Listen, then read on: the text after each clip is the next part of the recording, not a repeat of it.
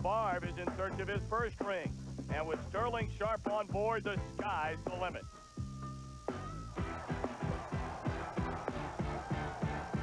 The Rams and Packers are next.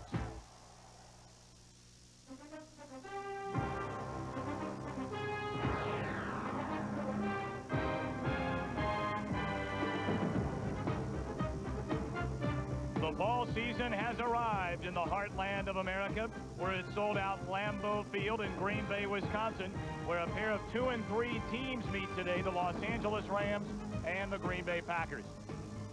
And a pleasant good afternoon, everybody. Alongside the future Hall of Famer Anthony Munoz, I'm Tom Brenneman. As far as the LA Rams are concerned, already a couple of wins under their belt. And when you talk about the Rams, big fella, look no further than James Bennett. They might have a problem at the quarterback position, unsettled there, but no question about that running back position. Jerome Bettis goes for number 5 in a row as far as gaining 100 yards per game. And Jerome Bettis, the only team to hold him under 100 yards in one game, was the opening game against the Arizona Cardinals. We'll watch Jerome Bettis here today. When you look at the LA defense, however, they're starting to get a lot of pub as well. Well, their defense is playing extremely well. You'll see bodies flying all over the place, and one big body you'll see flying around is number 90, Sean Gilbert. Well, the one guy they'll be chasing, of course, in this his 4th season with the Packers is quarterback Brett Favre. He needs a big game. He does. Brett Favre comes into this game with excellent numbers. He comes in, he's matured, it's now his offense, he's taken control. But as Mike Holmgren told us this weekend, after this year, they'll know for sure if Brett Favre is the quarterback of the future. And then you look over at the defensive side of the ball, you look at number 92, Reggie White, who's willing and ready to play this year. He's gotten some help on the other side with Sean Jones.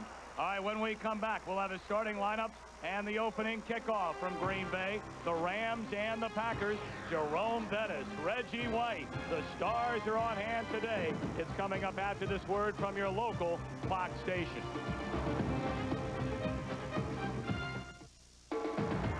You're watching Fox NFL Sunday. Tradition-rich Lambeau Field in Green Bay, Wisconsin. Today, the Rams and the Packers, the tailgaters, have been out since late last night, early this morning. One of the great pastimes here in Green Bay. Well, the Rams will kick off. See the weather. Very nice afternoon. Certainly the fall season. 48 degrees. A slight chance of rain later on this afternoon. Chuck Knox is the head coach. His 22nd season as the head man in the NFL. His second tour of duty, of course, with the Rams. And the former San Francisco 49er offensive coordinator Mike Holmgren in this his 3rd season as the head coach of the Packers. You said nice weather, and you said turn the heater on in here. What's the deal? I didn't come prepared. Tony Zendejas to kick it off. Corey Harris, number 30. Marcus Wilson, number 29, waiting to receive. And we're underway. A short kick. Harris at the 12. Good hole. And he crosses a 35.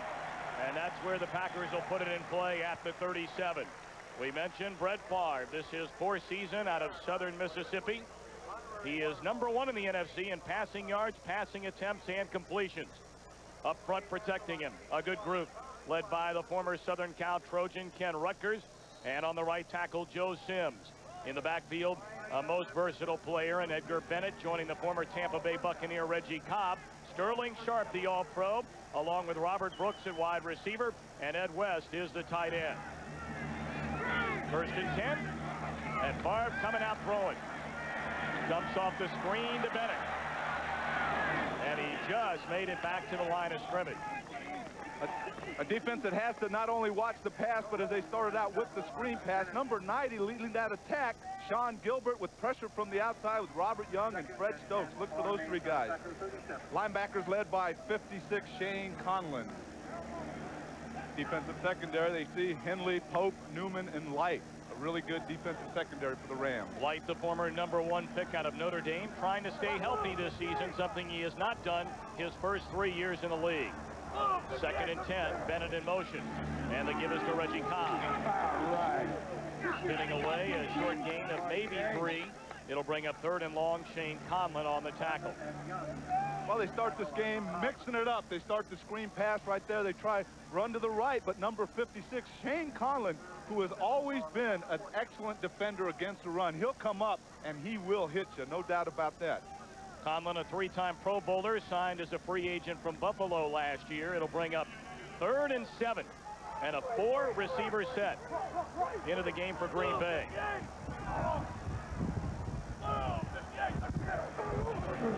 Flag down. Favre way off target, trying to hit Robert Brooks, but again a penalty flag is on the field. Well, he had excellent protection there. 8 penalties last week for this Green Bay Packer team, and as you see, offsides against the Packers, they have to eliminate those penalties. Well, they lost a heartbreaker last week against New England. Offense, number 81, lined up in the neutral zone. Penalties declined.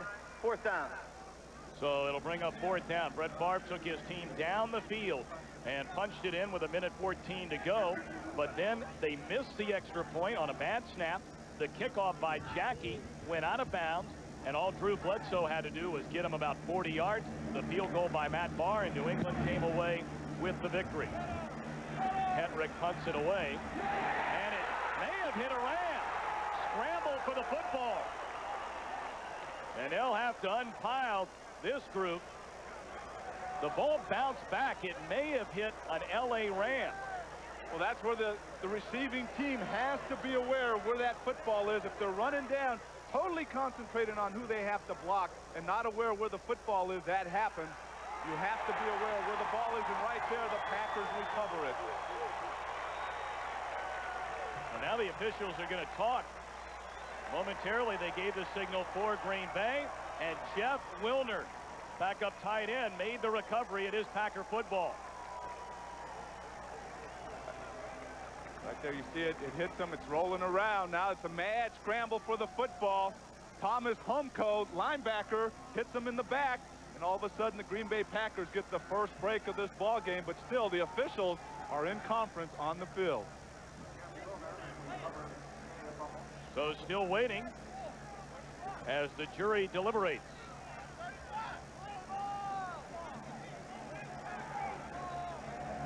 And we'll take a look one more time. Again, Humko, it appeared to hit him as it bounced back toward the original line of scrimmage. As you see, the ball bounces. Humko's trying to block his man, Shimura, but it hits him, and he's not aware of it until he sees. The ball was touched by a Green Bay player prior to the touching by the Los Angeles player. 1st down.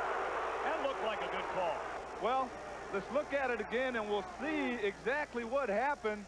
And I don't know, early in the game, you think that you have it recovered, but it hit the Green Bay player first.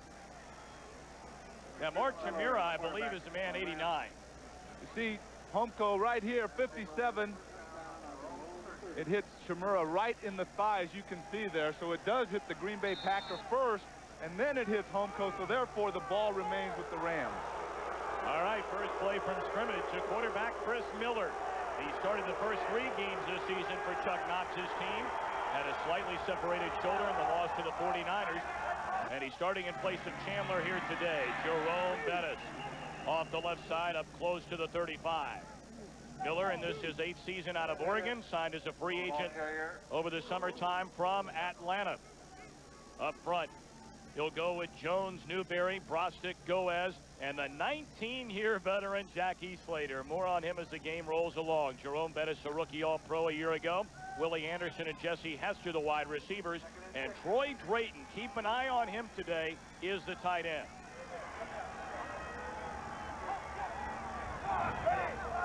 Second down and 6. And again, it's Bettis. Nowhere to go. This is a solid Green Bay defense. A defense that is led by number 92, a member of the NFL's All-75th-year team, number 92, Reggie White. An amazing player in his 10th year. Linebackers led by Fred Strickland, the former Ram. Secondary, they have a good secondary left by former Seminole Terrell Buckley. And Leroy Butler, who has missed the last 3 games with a bout of pneumonia, is back in the lineup here today. 3rd and 5. Good protection. Miller fires close to the 40, but they might be a little bit short. Johnny Bailey with the reception. They needed to get almost to about the 40 and a half, the 41-yard line. As the game goes on, we look at different battles in the Timeout offensive for line. measurement. In the offensive line, the defensive line, wide receivers, defensive backs, but one of the battles that are big going on today for most of the time is number 78, Jackie Slater, as you mentioned, in his 19th year, and Reggie White, number 92. But a lot of times, as you see here, they line Reggie White up inside, and right now he's going against Leo Goes at the right guard position. Reggie White, a great combination of speed, strength, and knowledge of the game. And the measurement. Waiting for an indication. It appears as though they are maybe an inch or two short. So that'll be the ruling. And the Rams will have to punt it away. Chuck Knox, the only coach in NFL history over 75 years to win division championships with 3 different franchises. The Rams back in the 70s, Buffalo, and of course Seattle. That's an amazing accomplishment. Talking to Chuck Knox before the game, he's calm, collective. He knows that this is just another football game, but it's an important game for his football team. Sean Landetta back to punt.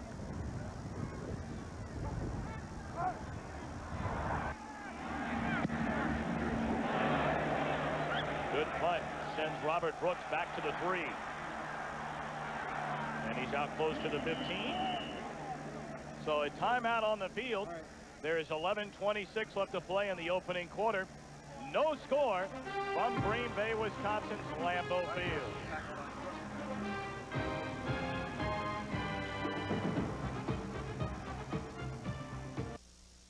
Fox NFL Sunday is brought to you by Cadillac and your Cadillac dealer, creating a higher standard. By Taco Bell, tacos, burritos, and nachos, cross the border. By A1 Steak Sauce and spicy A1 Bowls, together they're how steaks are done. And by New York Life, the company you keep. Look at the courthouse in downtown Green Bay. The statue on the right, the Spirit of the Northwest, dedicated back in 1931. And, of course, the state of Wisconsin. Cheeseheads have gathered each and every Sunday for NFL football. Reggie Cobb taking the handoff on a 1st and 10, and he's met at the line of scrimmage, maybe a gain of a yard. We have an offensive line here in the Green Bay Packers that has really been hit by a lot of injuries. In talking to Coach Holmgren, he mentioned the one thing is that the 3 years he's been here, that's one area that they've been hit with a lot of injuries. Their right tackles, Joe Sims, Earl Dotson, all nicked up. So they know today they've been able to pass the ball previous game, but today they have to establish that running game. They have to move this excellent defensive line out of there. Gain of 2, it'll be 2nd and 8. Play action. Barb looking downfield. Way underthrown. It's intercepted by Darrell Henley. He's across the 25. And down near the 15. So Favre, who certainly will hear the boos from the fans here in Green Bay, he had 24 interceptions a season ago, and this season that is his 6th. Well, that was the one area that they thought Brett Favre was really maturing in, was cutting down the interception. But right there, a receiver not in sight, and Henley makes the interception and takes it back. Once again, talking to Coach Holmgren before the season started, he mentioned that we need Brett Favre to cut down the mistakes, cut down the interceptions, and right here in the 2nd drive, he throws an interception. So a golden chance for the Rams to jump out in front on the road here at Lambeau Field. And Chris Miller is under center. The lone back, Jerome Bettis.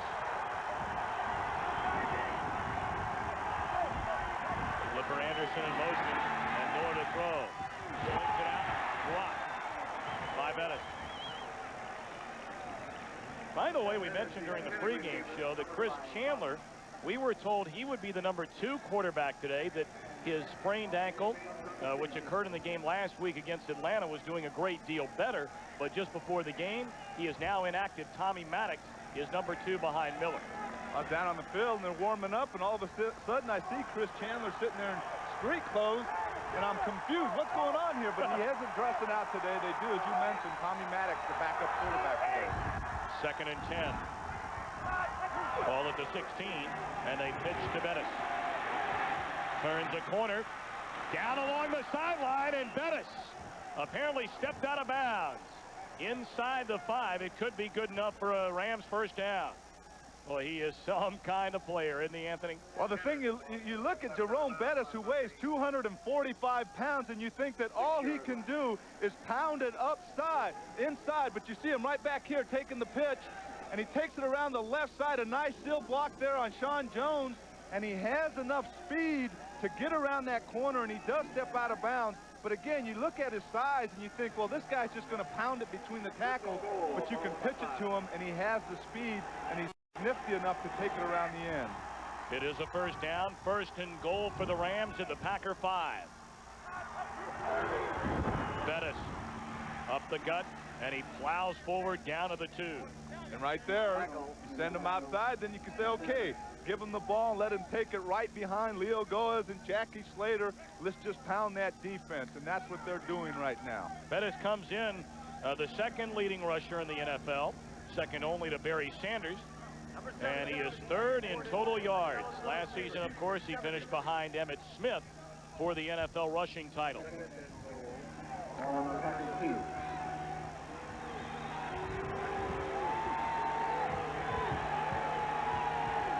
Second and goal, the ball at the Packer 3.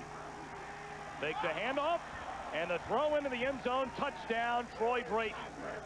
Well, that's one of the things, talking to Coach Knox before the game, he says, we can't run the ball every play. And as a running back, you hate to do that to Jerome Bettis. Run him, run him, run him. He said, we have to go to Troy Drayton. And right here, they give a nice play fake, and they go to Troy Drayton. Right here, you see Miller going back. Nice play action fake there.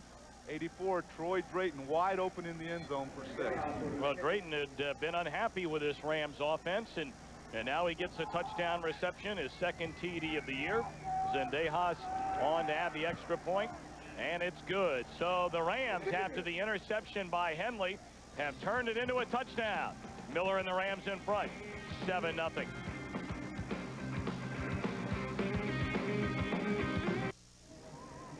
When you have a team like the Los Angeles Rams that run the ball effectively with Jerome Bettis, a play-action pass works wonderfully. You see number 79, Leo Goaz, making it look like a run. He's not sitting back to give the defense the appearance of a pass. He's attacking the defensive line, and that's what creates the sound for that defense where they think, hey, this is a run. They come up, all of a sudden you get Troy Drayton behind the defense for a touchdown. And a 7-0 Ram lead. Corey Harris on the return, and he's out close to the 26 before he's met by Darrell Henley. Henley, of course, already an interception, and he's trying to talk him into getting a fumble here, but the official's not buying into that.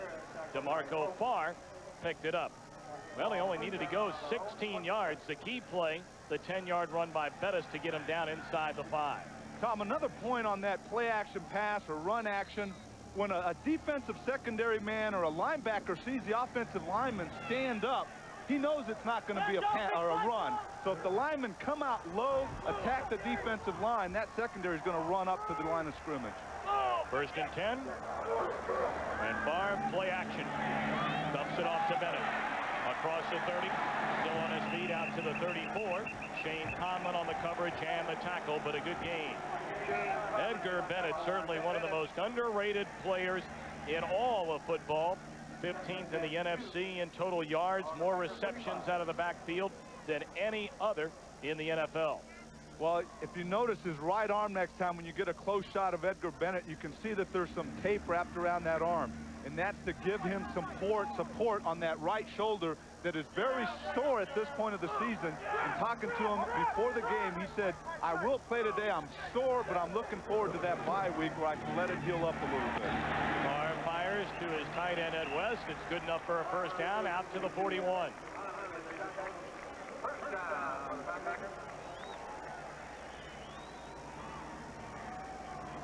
You like to see that type of attitude, especially with a guy like Edgar Bennett, who's in his 3rd year. And as we were talking to Reggie White the other day, he mentioned the fact his first year was Marilyn Olson's last year playing in the NFL. And that was one of the things he noticed about Olson, was that he was out there, and even though he was banged up, he was still playing.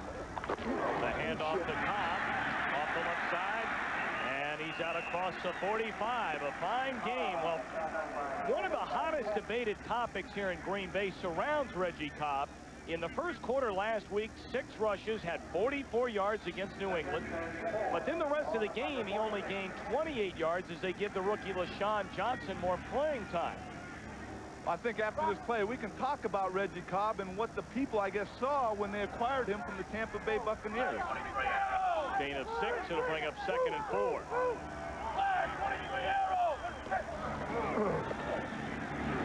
Barr, great protection. Fires out to Bennett. And another Packer first down. Roman Pfeiffer with the tackle. Well, I guess the thing about Reggie Cobb is, you know, the Packers went out this offseason. They acquired Reggie Cobb in the free agent market. They paid him excellent money, and all of a sudden, here's the guy that's going to come in and take care of this running game. But then you draft LaShawn Johnson. All of a sudden, you have 2 talented backs there, and they want to play the #1 pick and LaShawn Johnson, but then you sign Reggie Cobb to big money, so they're in that dilemma of trying to decide who do we play. So, you know, a lot of times you want to see one guy in there, let him get going, give him the ball as the game goes on and as the season goes on. This is Cobb, and he is met immediately by Fred Stokes, number 60. Well, you know, the Packers, 26th in the NFL in rushing, only better than 72 yards a game. That's been a real thorn in this offense. Well, and, you know, talking to the guys, they realize that. They're quite aware that we have to get the running game going. And as it showed early in this game, they've given Brett Favre a lot of protection on the pass, but they have to run the ball, and that's moving people out. And right here you see that things aren't going that well, and they need to step that part of their game up. 2nd and 9. Favre going to take off. Slides inside the 40, down to the 39, 38. And no one touched him, I don't think, so he just kept bouncing along. Looked like you when you used to fall down. Well, I think he's a little more graceful falling down. I never was graceful when I fell down. Here you see Brett Favre going back, and all of a sudden he has an escort in Reggie Cobb. He says, you take Shane Conlon, I'll try to get more, a little more, maybe even a little more. And right here, he's pointing to Cobb. You take this guy. I don't want him hitting me. I'll deal with the rest. He's got to learn to slide instead of falling forward. And then he has to realize also when he puts himself down that that's it. He can't bounce his way for extra yardage. Well, they finally touched him in that bounce or two, got him enough for a first down. And the handoff to Cobb. Cuts it back inside the 30, down to the 27. And on the tackle is Joe Kelly along with Gerald Robinson. On that play, you had an excellent block by Frank Winters, number 52, the 8th-year pro out of Western Illinois, who they've taken and they've moved him from the center position over to left guard position that was occupied early in the year by Guy McIntyre, who they picked up from the 49ers, but Guy McIntyre is not playing right now. He's injured. So Frank Winters, who they feel comfortable with, moving him from center to the left guard position.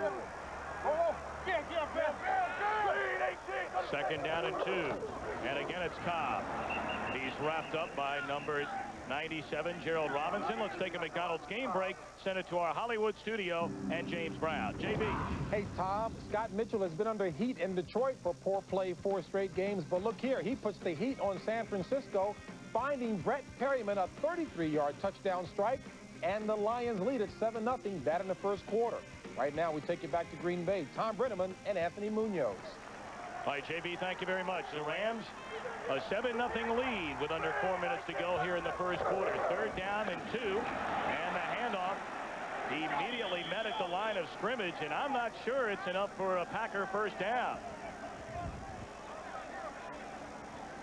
Well, this is a solid Rams defense, getting better and better every week.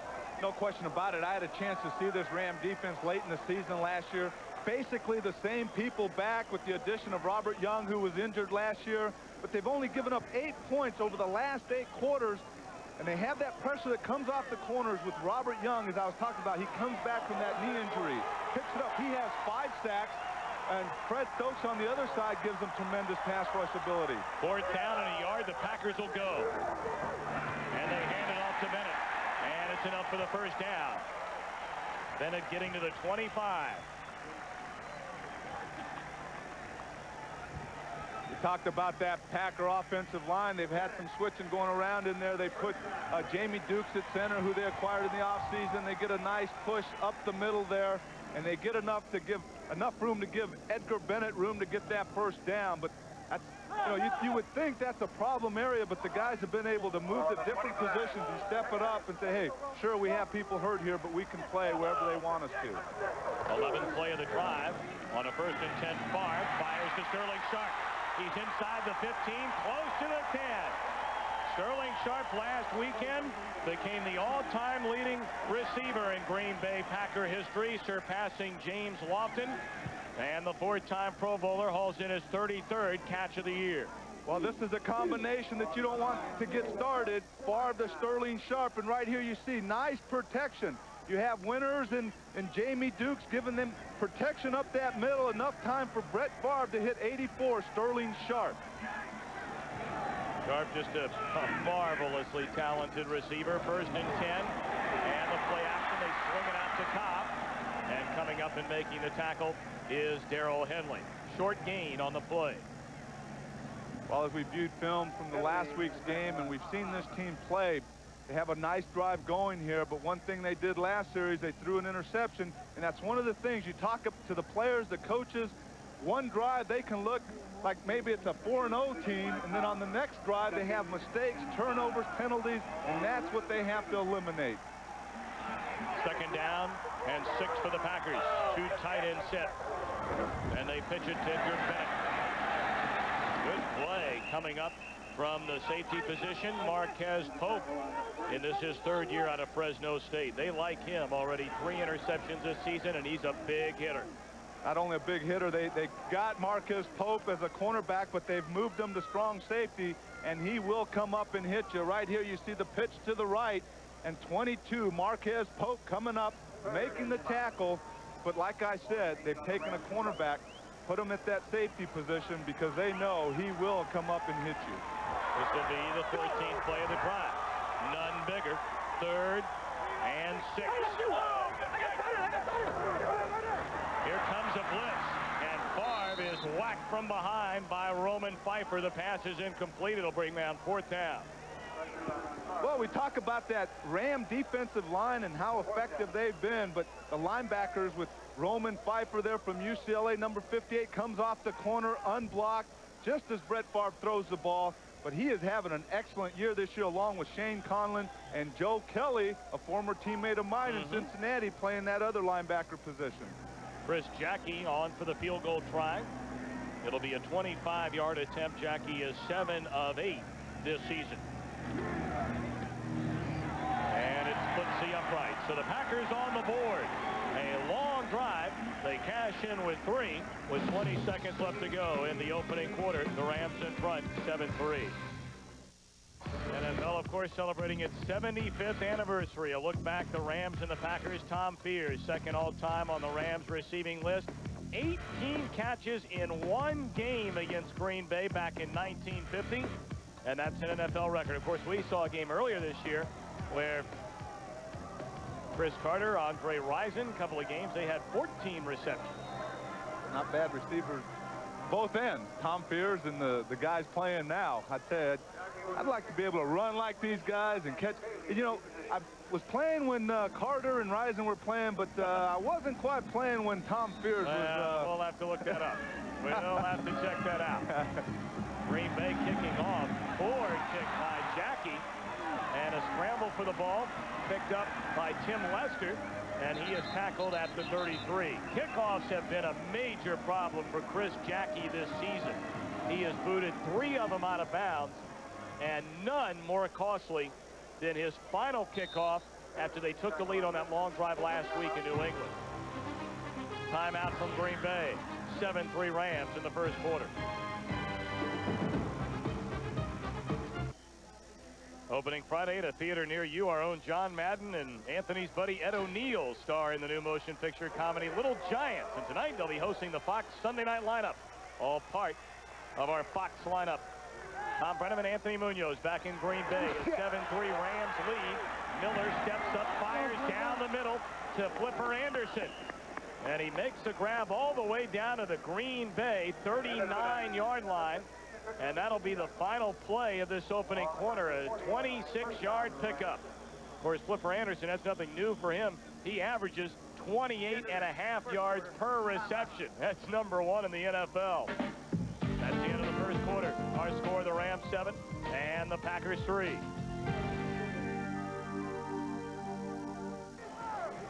A matchup we'll be watching all afternoon is the 19-year veteran Jackie Slater against the 10-year veteran Reggie White. Right here you see the two big men, 285 pounds, 295 pounds.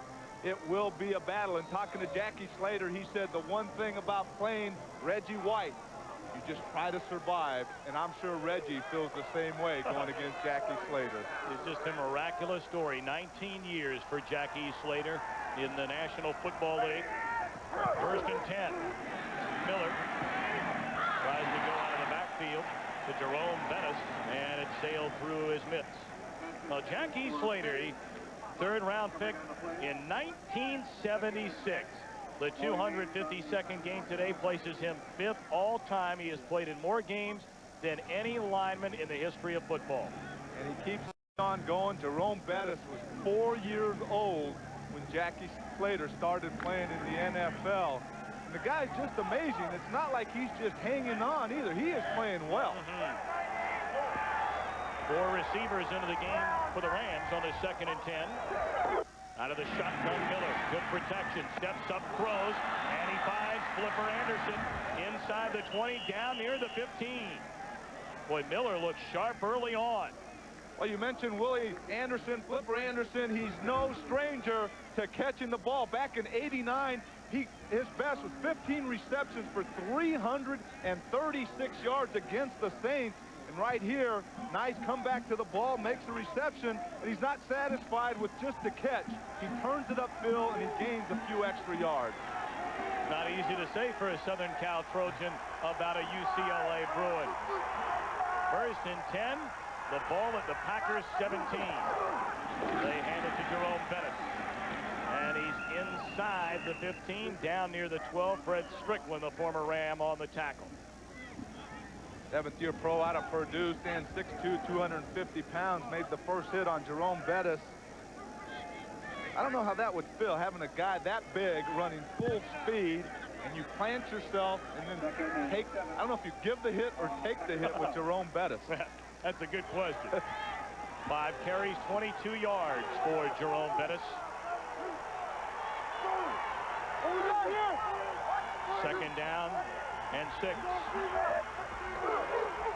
Miller throws, caught inside the 5 by Troy Drayton.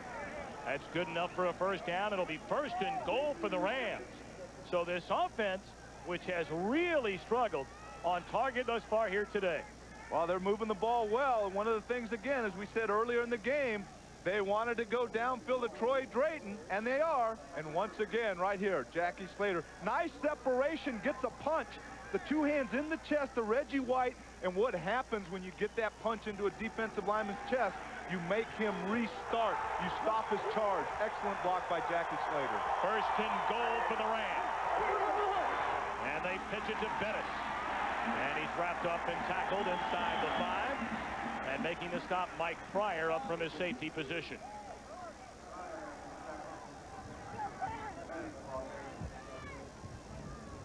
Nice shot here by the truck. You get Jerome Bettis coming around the end. Mike Pryor, number 39, makes a nice block, or avoiding the block, makes the tackle. And one of the things, talking to Jerome Bettis, the guy has a great personality. He's talking about his philosophy as a runner. He wants to pound guys early. Boom, he pounds them. Then he wants to jitterbug, escape the guys. And then this third thing, he wants to celebrate as he scores touchdowns. Well, they take the handoff.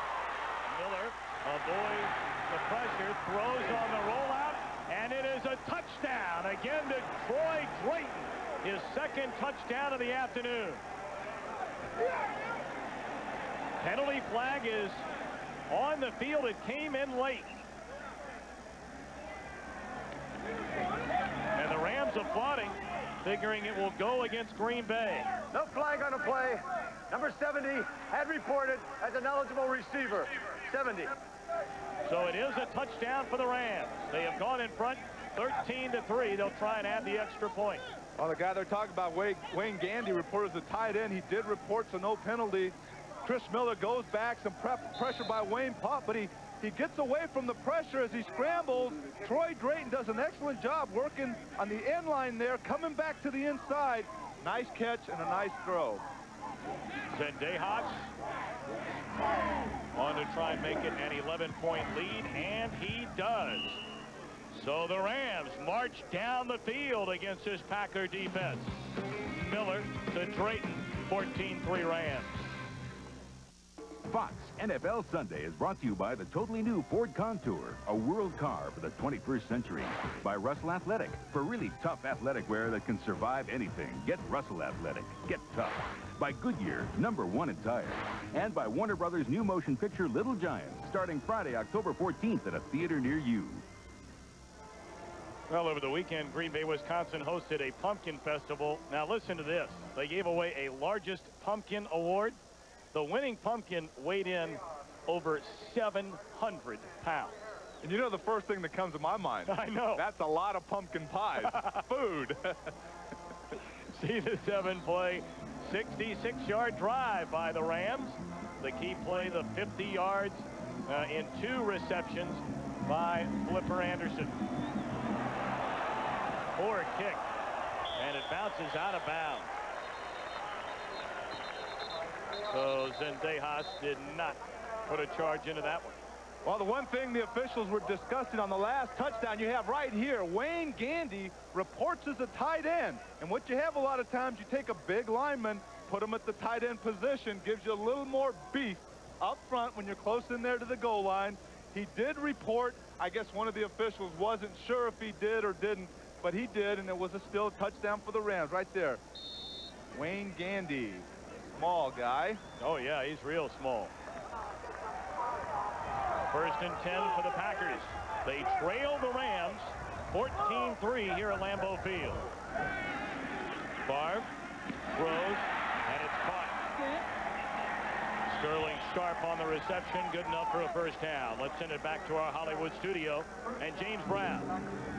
Tom, Andre Rison has not been doing a lot of loud talking as of late, preferring to let his actions speak louder. Well, here he does, hauling in a 36-yarder from Jeff George. Atlanta on top 14-0. And by the way, Tom, I agree with Anthony. That is a lot of pumpkin. Well, Anthony Munoz knows all about that. You know, there's a pattern developing here, JB. Anthony's talking about pie and about extra beef on the line of scrimmage.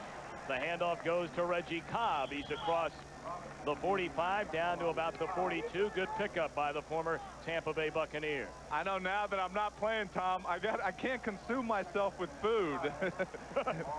Right here you see Brett Favre giving it to Reggie Cobb. Nice open, but it closes up in a hurry, and that's one of the things you'll get from this LA defense as they pursue and they close the holes up quickly. Gerald Robinson making the tackle there. It'll be 2nd and 5 for Green Bay.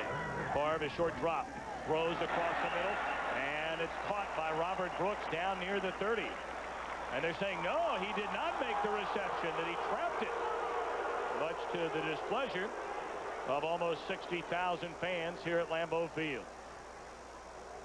Well, one of the things that Brett Favre's getting a lot of protection right here. Robert Brooks takes it to the inside. Henley makes a good close on the play, and it appears that he strips it there as Robert Brooks is going down. But Brett Favre made a nice throw there, but it was an excellent defensive play by Darrell Henley. Henley, another UCLA Bruin. 3rd down, or rather 2nd. It is 3rd down. Shit. And Favre trying to escape trouble, and he will be taken down. The football comes loose, and the Rams have recovered. Gerald Robinson applied the pressure, stripped the football, and the 2nd turnover of the game already for the Packers. Right there, Brett Favre has to take the blame for that one. He felt he was being wrapped up by Gerald Robinson, number 97, and he still tried to get rid of the ball instead of going down. Right here, you see he pumps once, little avoids DeMarco right there, but Gerald Robinson makes the hit, and as he tries to throw it, he loses the ball. Another turnover by that Green Bay offense.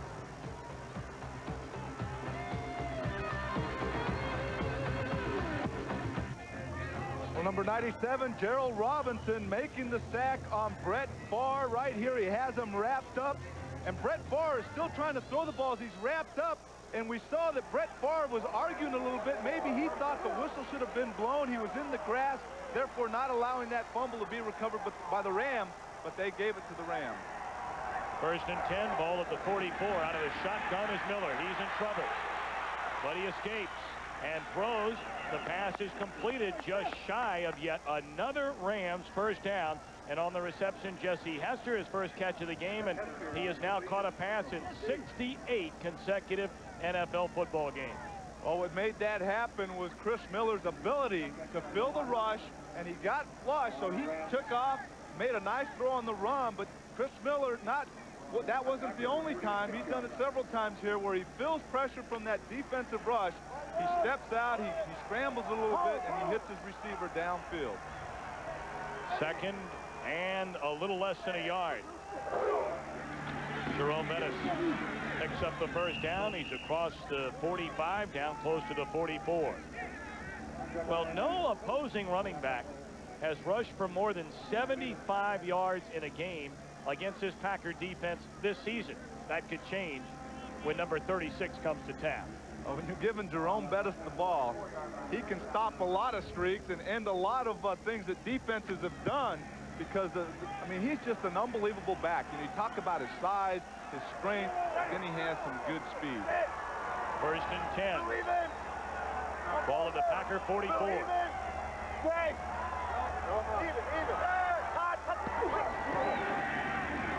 push it out to Bettis, looking for a hole, creates his own. And a flag comes down, appearing to be a face mask, and Bettis says, "You got that right." They'll tack on additional yardage. Well, Bettis has said before, if the offensive line will give me an inch, I'll take a mile. He's very confident, not cocky or anything, but he knows what he can do. And right here you have a nice block on the defensive back there. Face mask, number 15-5 of the defense, 15 yards, first down.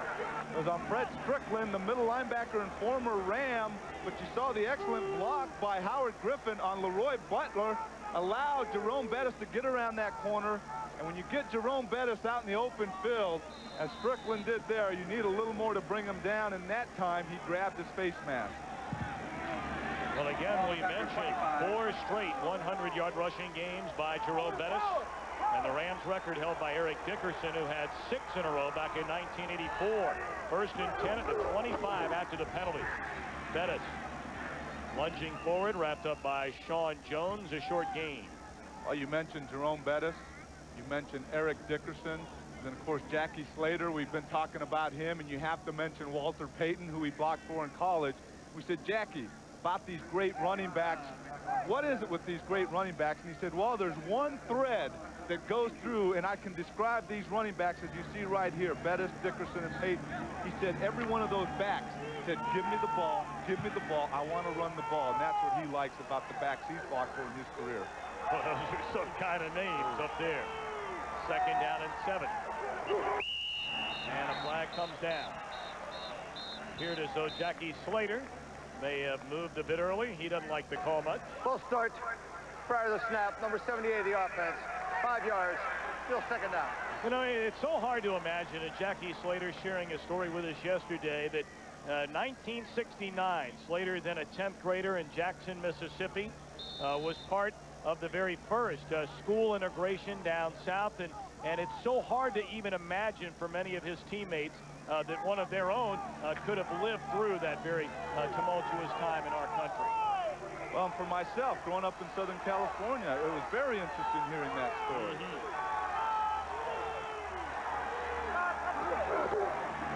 The pitch to Bettis, looking for a hole, and Reggie White there to meet him, no gain.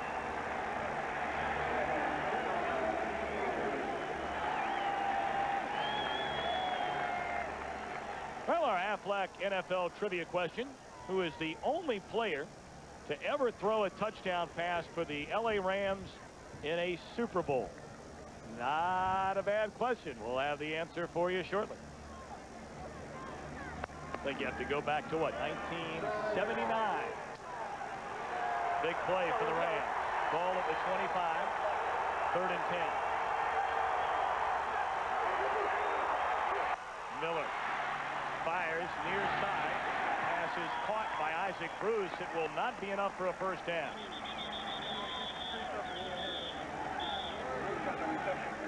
Stop made by Corey Harris. And the field goal team will come out, led by Tony Zendejas. Right here you see Chris Miller in the shotgun. Receives nice protection.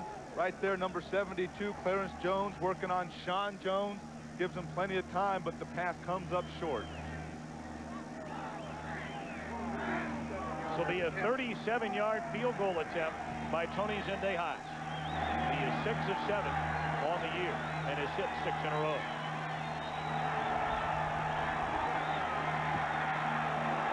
Nearly blocked. Zendejas gets it away, and it is good.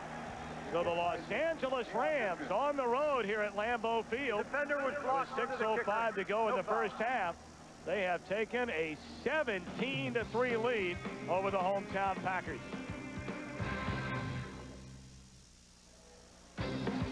Well, the answer to our Aflac trivia question about the only Ram to throw a touchdown pass in a Super Bowl. Well, last night when they brought that question up, I sat there and I thought about it. I said, this question can't be that easy. It can't be a quarterback. So I had to think back to my last year in college when I was there and the Rams played in that Super Bowl. And I have to say, I came up with the answer last night. It was tough, Yeah, but I came up about the 4th try. and about 5 clues. Another very short kick. Ball is dropped by Corey Harris. Gets back up on his feet. And he gets out across the 30-yard line, and that's where the Packers will put it in play. Boy, Darrell Henley is all over the field here this afternoon. The Rams have been most impressive here at Lambeau Field. They lead 17-3. Well, for these two cops, the biggest danger in working deep cover is getting too deep. Critics are calling them the coolest cops since Miami Vice. Watch New York Undercover Thursday at 9 Eastern, 8 o'clock Central, following Martin and Living Single. 17-3 Rams. Favre comes out throwing the screen to Bennett. And he picks up close to 9 before being knocked out of bounds by Shane Conlon. See Brett Favre running down the field after a nice completion. And one of the things as we talked to him this weekend, we asked him, how about the fans cheering when you throw the ball away and avoid taking a sack? And he said that was nice at first. You see, the one thing he had a tendency to do is hold on to the ball too long, then he would get sacked. So finally, when he wouldn't see a receiver, he would throw it away, throw it out of bounds, maybe into the stand. They cheered that. Now he says it's getting a little out of hand, and as he ran on this series, they booed him as he ran on the field.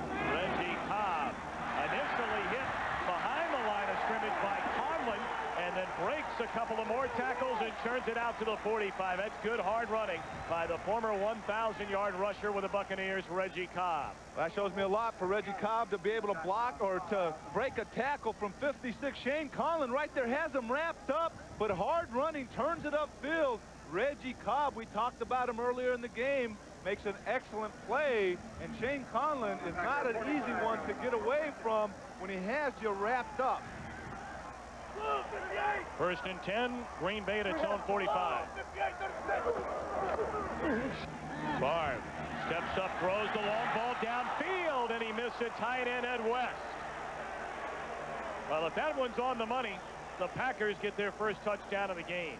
We got a little pressure from Fred Stokes, the right defensive end, going against Ken Rutgers. He did have, right here, you see him on this side, right there, you have him. He's coming against Ken Rutgers. He has plenty of time, but late, he gets the ball off, but he overthrows it a little bit. A little pressure from Fred Stokes right here, right at the end, after he throws the ball. I thought maybe he'd hit him before he threw the ball, but he got him just afterwards, and last week he knocked Jeff George out of the game. That's Fred Stokes. Here comes the blitz. Favre goes down under the wrap of Joe Kelly, the ninth-year pro out of Washington. Second sack of the game. And I tell you what, last week the Rams in that loss to Atlanta sacked the quarterback 5 times. They're getting used to this. Well, one of the things that they've been able to do is come with the blitz at times, and you know, they don't necessarily have to do it all the time, but when they do, they've been able to get through. And right here, Joe Kelly comes through and makes the sack. Last week, Shane Conlon got through and made a sack on a blitz by the linebacker. 4 receivers into the game for the Packers on this 3rd and 19. Far back to throw. Dumps off the screen, and the Rams saw it coming. They go to LaShawn Johnson, but a terrific play by the Rams defense and the outside linebacker, Roman Pfeiffer. Boy, Pfeiffer having an all-pro-like year for George Dyer, the defensive coordinator of the LA Rams. Well, if you talked to Shane Conlon yesterday, we're talking about how he feels about playing with this defense. As he says, we're all comfortable now. We're coming together. And one of the first guys he mentioned was Roman Pfeiffer, the 6'2", 230-pounder, fourth-year pro out of UCLA. Henrik back to punt. And it's a good one. Flag on the play. Johnny Bailey taking the ball out across the 30, but again, a flag back near where Henrik punted the football. And it'll go against Green Bay. Official gave the sign holding against the punting team against Green Bay.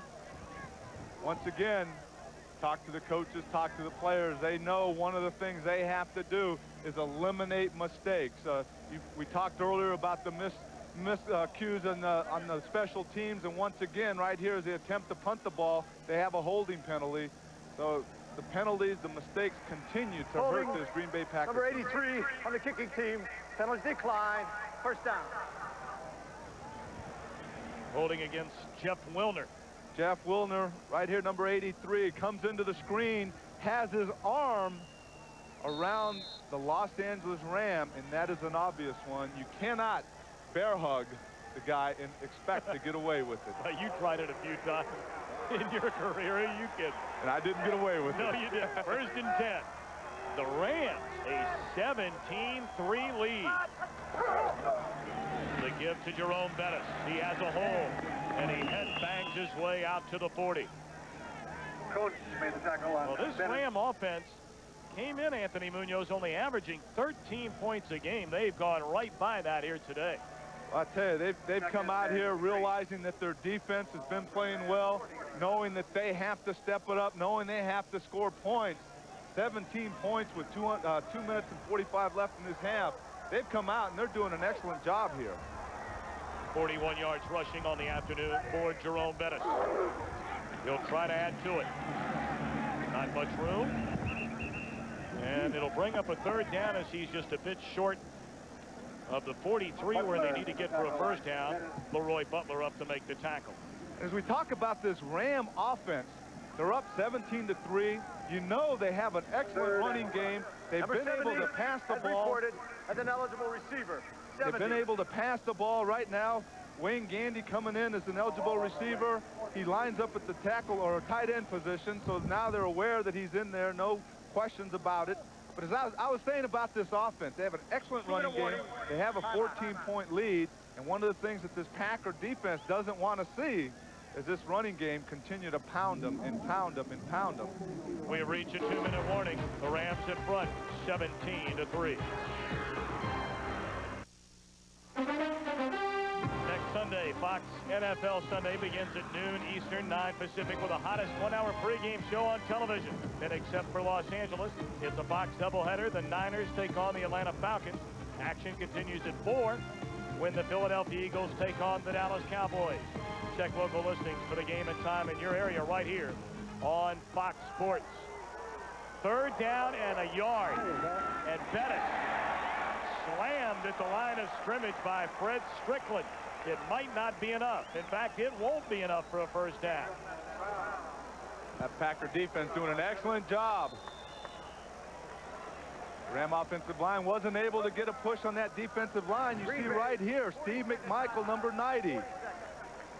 Fred Strickland coming in there late, clogging things up, and making the Rams punt it away. So the Packers spend a timeout. They'll get it back with 1:45 left in the half.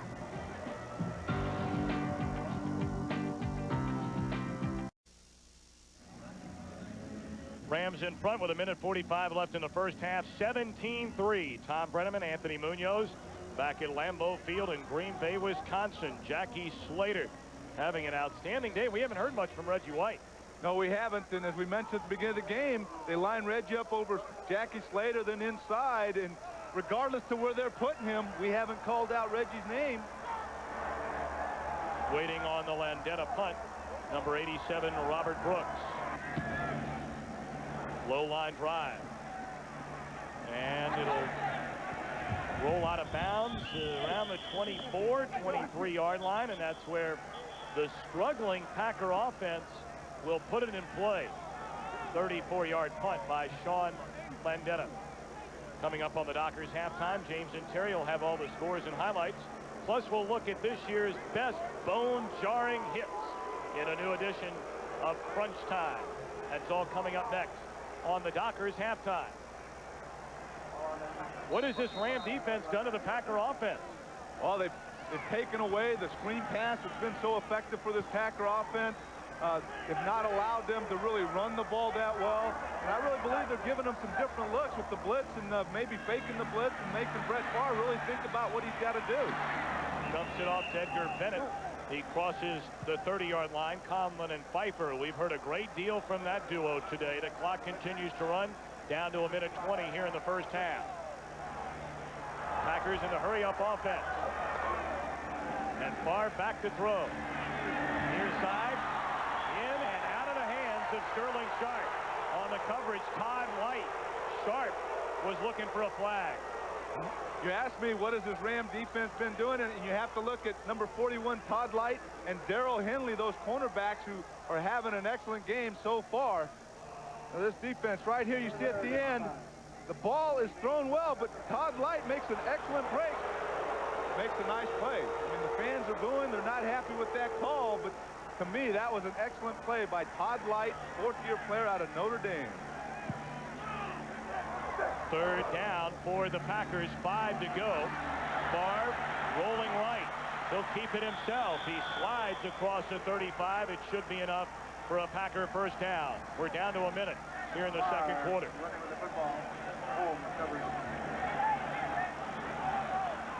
Favre brings his team to the line of scrimmage. Clock continues to run. The ball just now being placed down. Well, that official has to get the ball there. The offensive line was ready to go, but they had no football to play with. Favre across the middle to the tight end, Ed West. Another first down as it's out to the 47. And that's where the Packers will ask for a timeout. They have one left here in the first half. 40 seconds. Brett Favre traded to the Packers back in 1982 from Atlanta. He was the youngest player ever to appear in a Pro Bowl. He's been there twice. This season, the numbers are very good. He's 19-15 since he took over as a regular quarterback. But there's still debate, and maybe some in a head coach's mind, if he's the guy long term. Well, at least that's what we got from our meeting with Coach Holmgren this weekend. But I guess one of the impressive things that I heard this weekend that says this guy is moving in the right direction, hopefully for this team, is that talking to some of the offensive players, they believe that Brett Favre has finally come in this year and said, this is my offense. He's taken control of the huddle. He's taken control of this offense, and they really feel that he's matured a lot as a quarterback in that aspect, that he has come in and say, hey, I'm the leader of this group. Well, one thing you got to love about him is his makeup. He is as tough as they come among the quarterbacks in the NFL. Clock at 39 seconds. First and 10, just shy of midfield. Favre overthrows. Sterling Sharp nearly intercepted by Keith Lyle, the rookie out of Virginia. Well, the boos are coming back out, and you know, right then he gets excellent protection from his offensive line, and that ball just sails over the wide receiver, a wild thrown ball, and he once again hears the boos here. Lyle has already intercepted a couple of passes this year. His father, Gary Lyle, played for the Chicago Bears back in the late 60s, early 70s. Second and 10. 35 seconds left to play here in the first half. Rams in front, 17-3. Far side, caught, and getting out of bounds is Ron Lewis. Tom, as I look at Brett Favre going back and setting up, and we know he's gotten a little pressure today, but I look at his body motion. He gets back there, even though he has protection, he's not sitting back there real calm, poised. he's really jittery back there, moving around, and I think that's affecting him when he throws the football. I'm sure that Mike Holmgren sees the same thing. Yep, and again, we can't stress enough that he really believes through this year he's going to determine if Brett Favre is their man for the future. 3rd down and 7 for the Packers. Favre down the middle. And the reception made by Robert Brooks. A first down. Clock continues to run to 20 seconds. It's at the 31.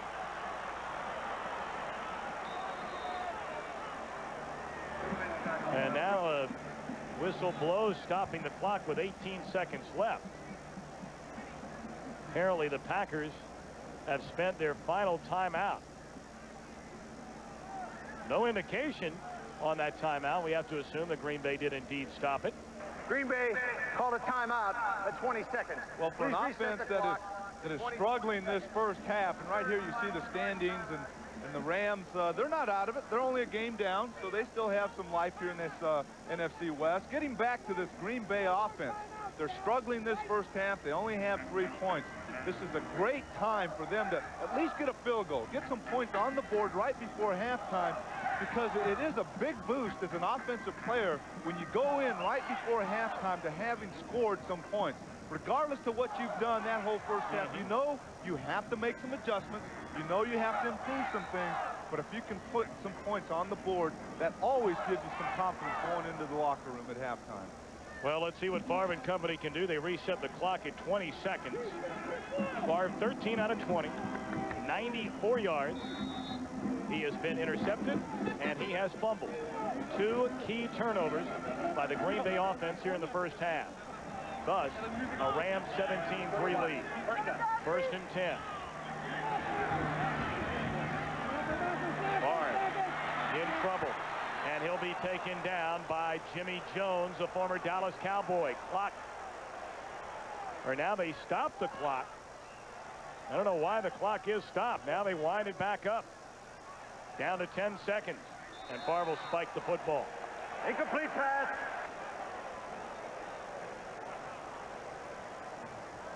Right there, I believe what happened, and they stopped the clock, is he got sacked, so they stopped it momentarily to get things set up, and then they restarted it.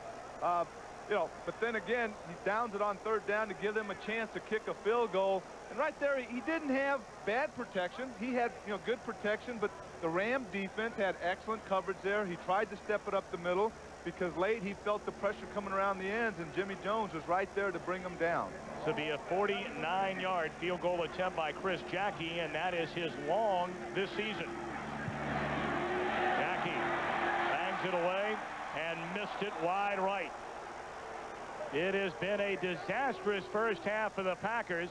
A terrific opening half for the LA Rams. 6 seconds remaining, and a 17-3 Los Angeles lead. The Rams have played wonderful this first half, not only offensively but defensively. Now it's just a matter of going in at halftime. The Rams making some minor adjustments, in this Green Bay team regrouping, knowing exactly what they have to do. Once again, cut the mistakes out offensively, and defensively, they've been put in a tough situation with those turnovers by their offense. Miller will just take it down on a knee to run out the clock.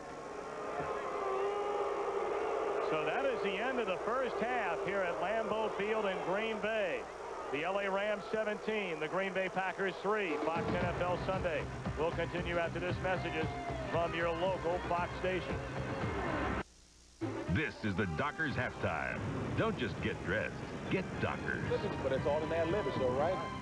All right, and welcome to the Dockers halftime. A banged-up Chris Miller at the helm for the Rams, and he's pacing them to a 17-3 lead. 2 superstars engage in a little pregame chat. Play action by Favre, having a hard time with interception. Oh, this ball, I don't know why he threw it. I don't know where he's throwing it, but evidently Henley, there he is, Darrell Henley, turns to interception, 33 yards, setting up the Rams' first touchdown. And there it is. Drayton on the receiving end of that one, and the score, as we mentioned, 17-3 right now. Chris Miller, 8 of 10 for 83 yards, 2 touchdowns, that in the first half. San Francisco has spotted Detroit to a 14-0 lead, have come back to tie it up at the half late in the second quarter, that is. Hey, Barry Sanders, dangerous when he's wide awake. Well, he's dangerous when he's asleep. Look at Mitchell. A little pump action. I guess the safety out of there. Perriman down, goes to the post, turns the corner around, gets back to the corner. Beautiful 33-yard TD reception. And now my man, Barry, inside. 1, 2, 3, 4, 5, 6, to the outside. Jimmy Johnson loves this guy. You gave him 2 extra moves, and there's William Floyd with the power move for San Francisco. And right now, that score is all tied up at 14 apiece. Barry Sanders, 63 yards in the first half. Okay, moving to Chicago. Right now, the Saints are leading that one 7-0. Jim Everett, the man there. Terry's been a supporter of his as well. I like him because he likes to throw the ball down the field. Deep corner route or deep end route there, as you see by Quinn Early, his second touchdown reception of the year. I love quarterbacks that'll stand in there and throw the ball 20, 25 yards down the field and throw it over the middle. There's a big void there, and very few quarterbacks do it, or very few offensive coordinators in the league, JD. We'll let them do it. We'll let them do it. This guy Everett can do it right now. Comeback player of the year, believe it or not. And you also said the Saints will do it on the ground. They have 79 yards in the first half, best so far this year. Okay, Tampa Bay and Atlanta. Atlanta all on top of the Bucs, 24-0. Craig Hayward doing the job there. Jeff George, another guy you've been... I can't say that word, Kenny. You like him. I like him. And I like this guy, too. He's lost 60 pounds, overcome some personal problems, couple of TD rushes for him. Speed on speed, always. You love speed. Andre down the corner. He can't stay up with him. Jeff George, although he has 2 interceptions, has the, what are you laughing at? I could. Has the touchdown. Wake up, Jay. I can use that expression. You suck up to Jeff George. No, I wouldn't do that. All right, Craig Erickson has been benched in this one right now, replaced by Trent Dilfer. Okay, a couple of other scores to pass along. We mentioned to you before how Marv Levy has Dandy Don Shula's number. He's leading right now, 7-3 Bills over top of the Dolphins. And the Jets are trailing Indianapolis. Indianapolis 2 field goals, lead it by 3. Back with more after this.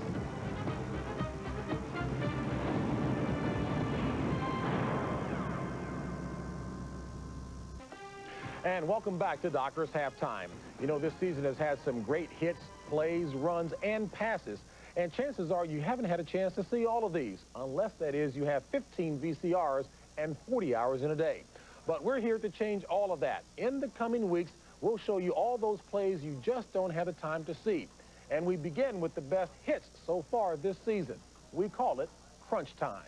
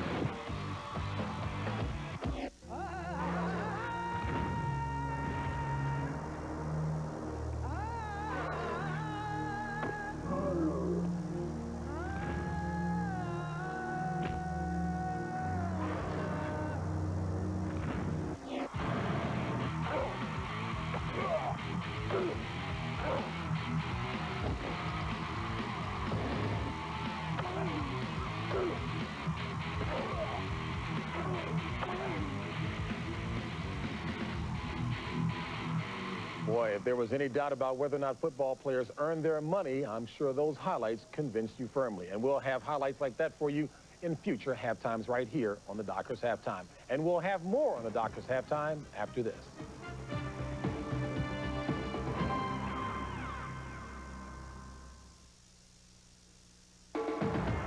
You're watching Fox NFL Sunday.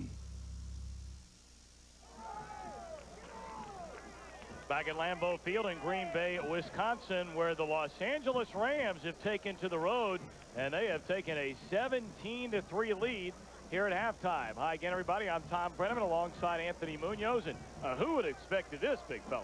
Well, we knew both defenses were playing well, and we knew that both offenses were not doing that well. One offense came into this game and is playing extremely well, and that's the Ram offense. They've been able to mix it up, run the ball, play action fake, throw downfield. Right now, they're ahead. Chris Miller getting the start today, and he has had a terrific afternoon. A couple of highlights from the first half, both scoring plays led by Chris Miller. Excuse me, Tom. Right here you have the Ram offensive line making it look like a run, coming off, attacking that defensive line. All of a sudden, Chris Miller pops up, hits Troy Drayton for a touchdown reception there, and again, it's sold by that offensive line, pounding it into that defensive line, and then they throw a touchdown. And right here's their second touchdown.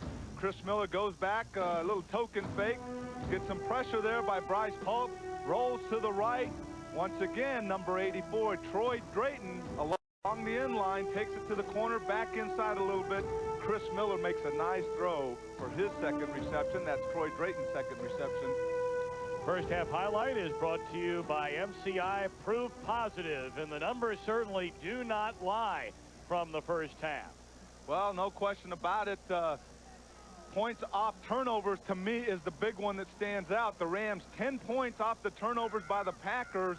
Total yards, not bad. 134 for the Packers, 125 for the Rams. But once again, the big stat is that 10 points off the turnovers for the Rams. Brett Favre had a rocky first half, and you see what the Rams blitzing defense has done to him thus far. Well, they've blitzed him 8 times. They've gotten through for 2 sacks, 3 knockdowns. And the one stat that is usually a lot more important than people give credit are the hurries. 6 hurries by that Ram defense, 1 interception and 1 fumble. They have to get things turned around here, and that Ram defense continues to create things that happen for this Ram team that gives that offense a chance to put points on the board. Well, the Rams will get it to begin the second half. Kicking off Chris Jackie. Johnny Bailey, number 21. Todd Kinchin, number 81, waiting to receive. It'll be Bailey at the 7. He's smacked inside the 20, and that's where he's taken down. Tackle made by Dorsey Levens, a rookie out of Georgia Tech.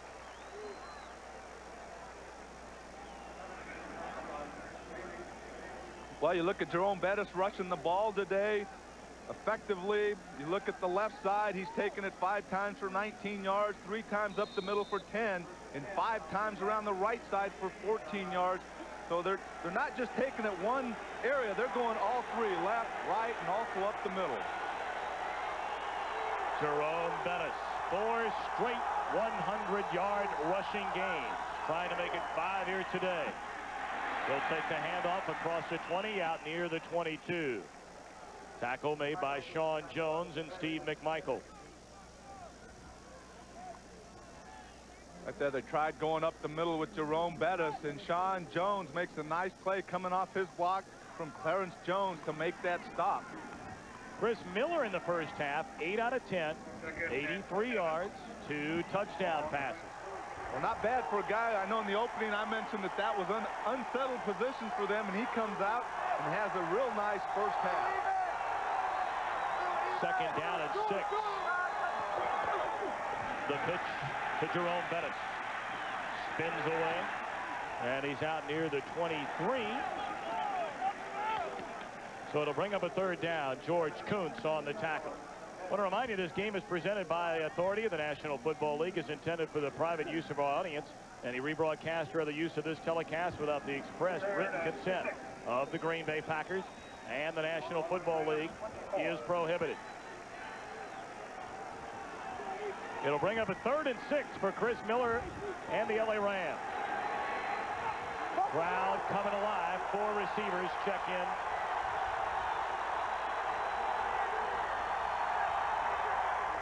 Here comes a blitz. Miller dumps it off.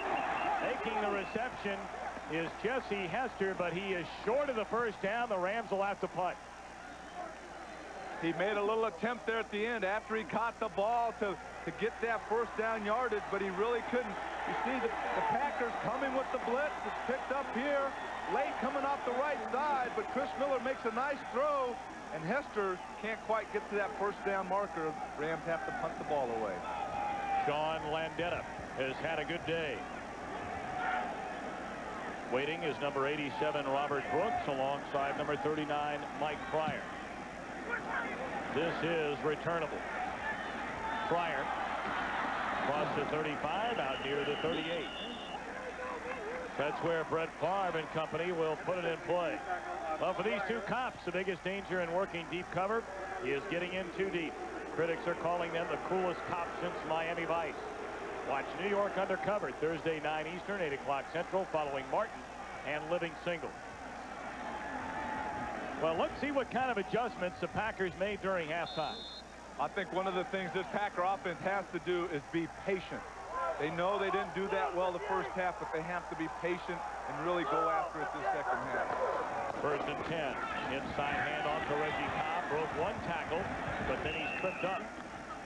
May have gotten back to the line of scrimmage. Good play by Jimmy Jones, and then Anthony Newman and Roman Pfeiffer helped him out.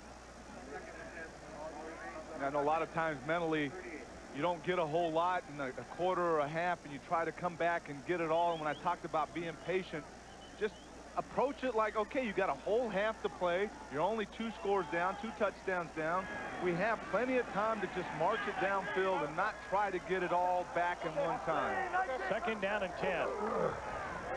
Barr throws to Robert Brooks. 1st down, he crosses midfield to the Rams 49. Darrell Henley on the tackle. Right there is what you need from Brett Favre. There was a little pressure there, but right here you have Robert Brooks going one-on-one with Darrell Henley. Takes it to the inside, and as I was mentioned, I looked the protection over, and Brett Favre stood in there, had Robert Brooks open, made a nice throw, and he didn't appear to be jittery like he was in the first half. 1st down and 10. Screen for Reggie Cobb. Room out in front, still on his feet. Down the sideline, pushed out of bounds to the 25. Boy, when Reggie Cobb handles the football, you better wrap him up. Well, they set that one up nicely, as you see right here.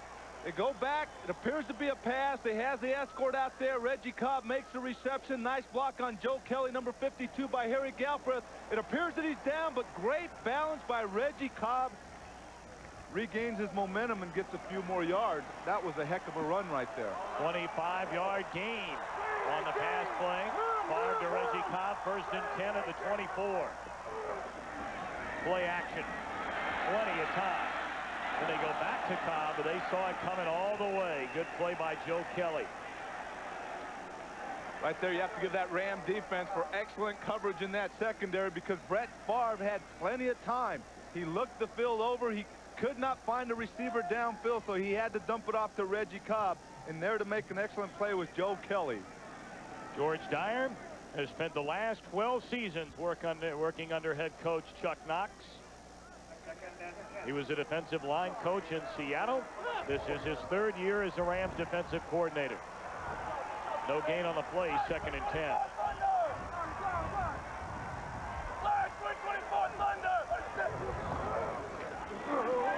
Short drop. Sterling Sharp stiff arms his way close to another 1st down.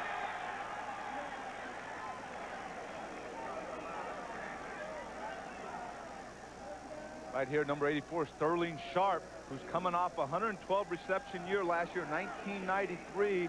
Takes it upfield, comes back a little bit, and Todd Light's there to make the tackle. But what made that happen is he burst upfield, but then he stopped and came back to the football. And Todd Light has to respect the speed of Sterling Sharp, allowed him to make that reception. Slight limp you see there by Reggie Cobb on this very important 3rd down. 3rd and about 2. They throw to the tight end Ed West. 1st down inside the 10.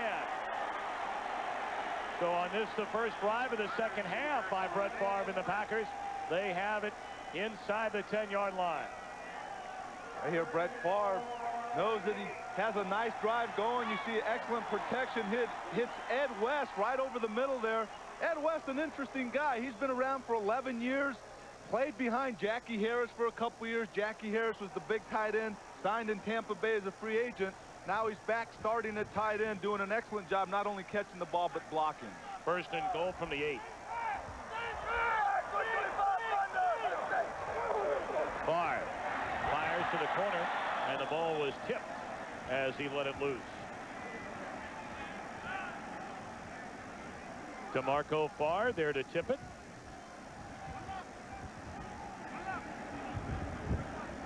Well, what you have when you have a short drop like that, you need the offensive lineman to get the defensive lineman's hands down.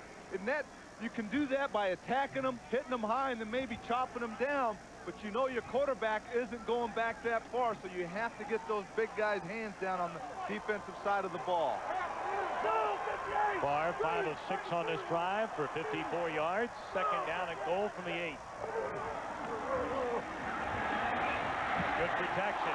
Nearly intercepted by number 22, Marquez Pope.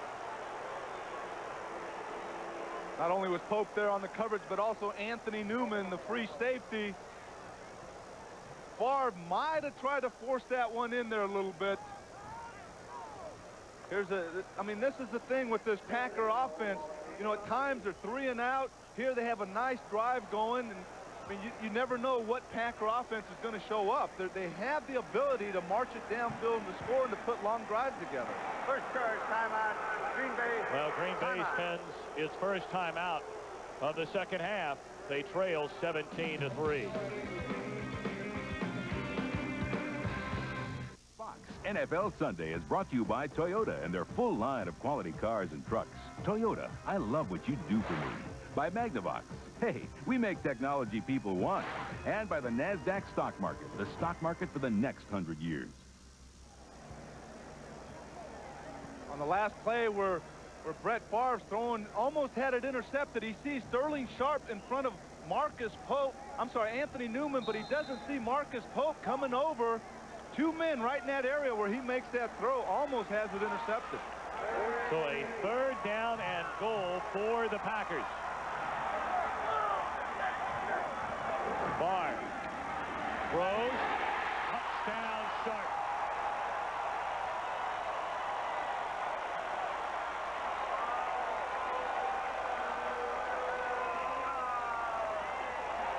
The Packers march down the field on this their first drive of the second half, and they've cut it to 17-9 Rams.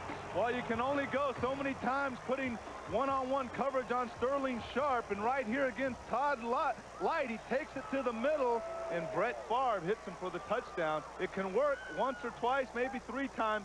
But when you try to keep going man-to-man coverage with Sterling Sharp, they're going to beat you. Jackie nails the extra point. So the Packers, led by their superstar Sharp, trail by 7. A look back in this Rams-Packer rivalry in 1966. The teams met twice late in the first game with the Packers holding a 3-point lead. Green Bay quarterback Brett Starr hit running back Elijah Pitts for an 80-yard touchdown reception, sealing a 24-13 victory. The teams met again in the last regular season game of the year. Closely fought game until Bob Jeter's 78-yard interception return sealed it. Packers went on to win the first Super Bowl. Johnny Bailey out across the 25, tackled just shy of the 30. A very impressive drive by the Green Bay Packers to begin the second half. More on that when we return. 8:49 left to play in the third quarter. Los Angeles 17, Green Bay 10. 17-10, Rams in front of the Green Bay Packers. Reggie Cobb over on the sidelines. Saw a little bit of a limp there on that last drive. Well, I noticed he went down, he was grabbing his lower leg, and then he came up and tried to jog it off. It appears he's moving around there pretty good. First and 10 for the Rams. Chris Miller just throws it away. Trying to set up the screen, there was just nothing there. Well, that was a good move. He didn't see anything. A lot of defensive players there, so just throw it at the feet.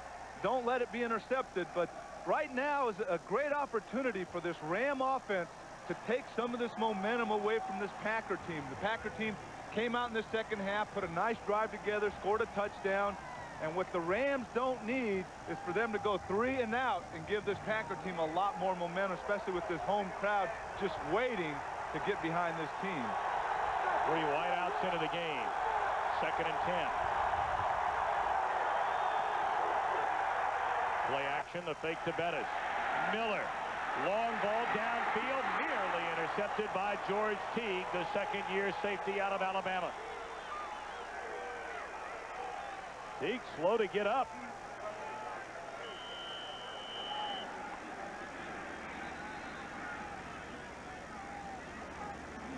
Timeout, injury. Not good for this Green Bay defense, who just had Leroy Butler come back after having pneumonia, out for a few games. Now George Teague's laying on the ground there, not moving a whole lot. Right here you see at the end of the play, he jumps up. He does get his hands on it, but hits the ground hard and then Flipper Anderson falls over the top of him.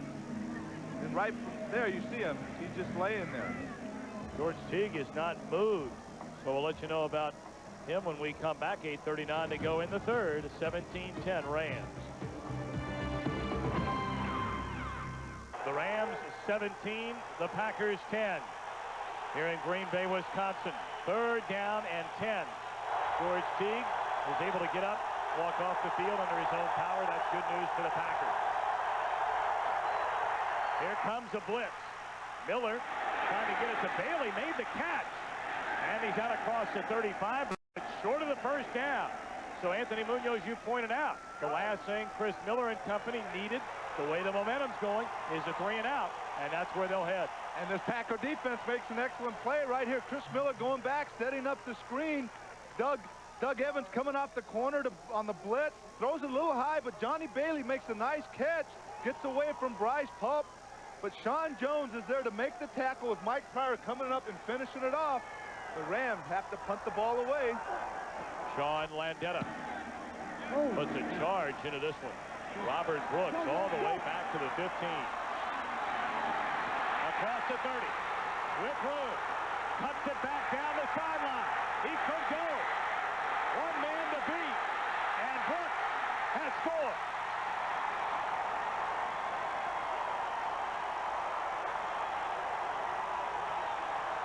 An 85-yard punt return touchdown by Robert Brooks. And the Packers have a chance to tie it at 17. What a play.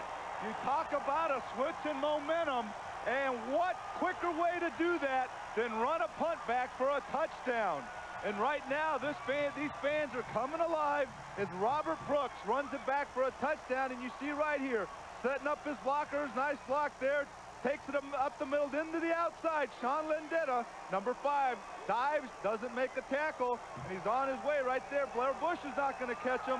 Mike Pryor there to lead him into the end zone. And the extra point is good. So the Packers, here in less than 7 minutes, have scored 14 points. They trailed 17-3 at halftime. Now it's a dead heat. Well, these are the type of halftimes I wish I had my camera in there listening to what they were saying to get this Packer team fired up, because they've come out here not only offensively but special teams right here. Robert Brooks takes it, avoids it, missed tackle by Howard Griffith, number 30, and then he's gone. Landetta dives, but there's no way he could make the tackle, and he's going right here. Blair Bush, Joe Kelly, Tom Humko, Chris Martin, Lyle, no way. Robert Brooks all the way into the end zone for a touchdown. And that last block delivered by Mike Pryor and Robert Brooks. The punt return touchdown, 85 yards. It is a 17-17 affair in Green Bay. This is turning in to a terrific game. Well, we talked about earlier about the miscues in their last game with their special teams. And right now they've gotten them back into the game with the 17-17 tie. And they're fired up here at Lambeau Field. And what a place this is to watch a football game. Oh, unbelievable. Our weekend here, we go over to the Packer Hall of Fame, and I was in awe just looking at a lot of the displays, having an opportunity to see a display of a guy that I played for, Forrest Gregg, who was an offensive lineman, Martin Starr, just go on and on with the great players of this Packer history. Brooks, the touchdown to tie it. Sean Gilbert has left the game with a shoulder injury. He more than likely will not return. And Troy Drayton, a couple of touchdown receptions for the Rams. Todd Kinchen across the 20 to the 30. Still on his feet. And Pryor makes the tackle all the way up to the 44. 36-yard return.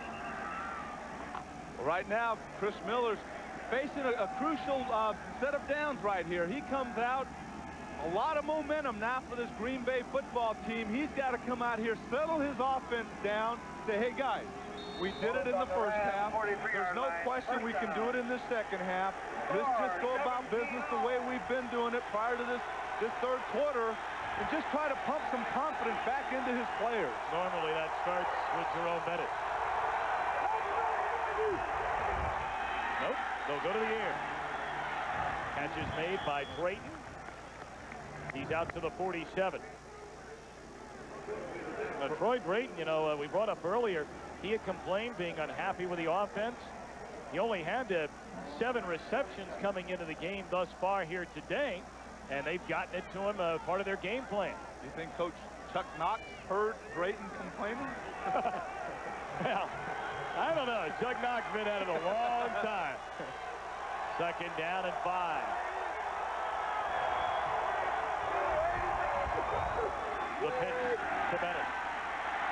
Tries to cut it back inside. He does so out to the 49, tripped up by Fred Strickland. Bring up a 3rd down and about 4. The Packer defense did an excellent job stringing that play out, pushing that offensive unit backwards and not giving Jerome Bettis the line of scrimmage. And he had a hard time turning it up because a lot of bodies were in front of him. Fritz Shermer, the outstanding defensive coordinator for these Green Bay Packers. He was the former Rams defensive coordinator. 3rd down and 4. Miller out of the shotgun. Tries to get loose. The ball comes loose. Sean Jones able to strip it away. And let's see. Apparently, the Rams able to jump on the football. Yeah, Miller recovered the fumble. Sean Jones, the kind of player that can be quiet. And I'm talking about his style of play. You might not notice him out there. He'll make a play here and there. All of a sudden, when they need a big sack or a big tackle, the big number 96 comes in there at 6'7", 275 pounds, and he'll make a big play. 2 series, 3 and out for the Rams here in the 2nd half. Well, I mentioned that they cannot afford to do that. It just continues to give the Packers momentum. It'll be Robert Brooks again. And he will not take this one back. He is met immediately at the 24. And a good play made by Wyman Henderson. 5:35 to go here in the 3rd quarter.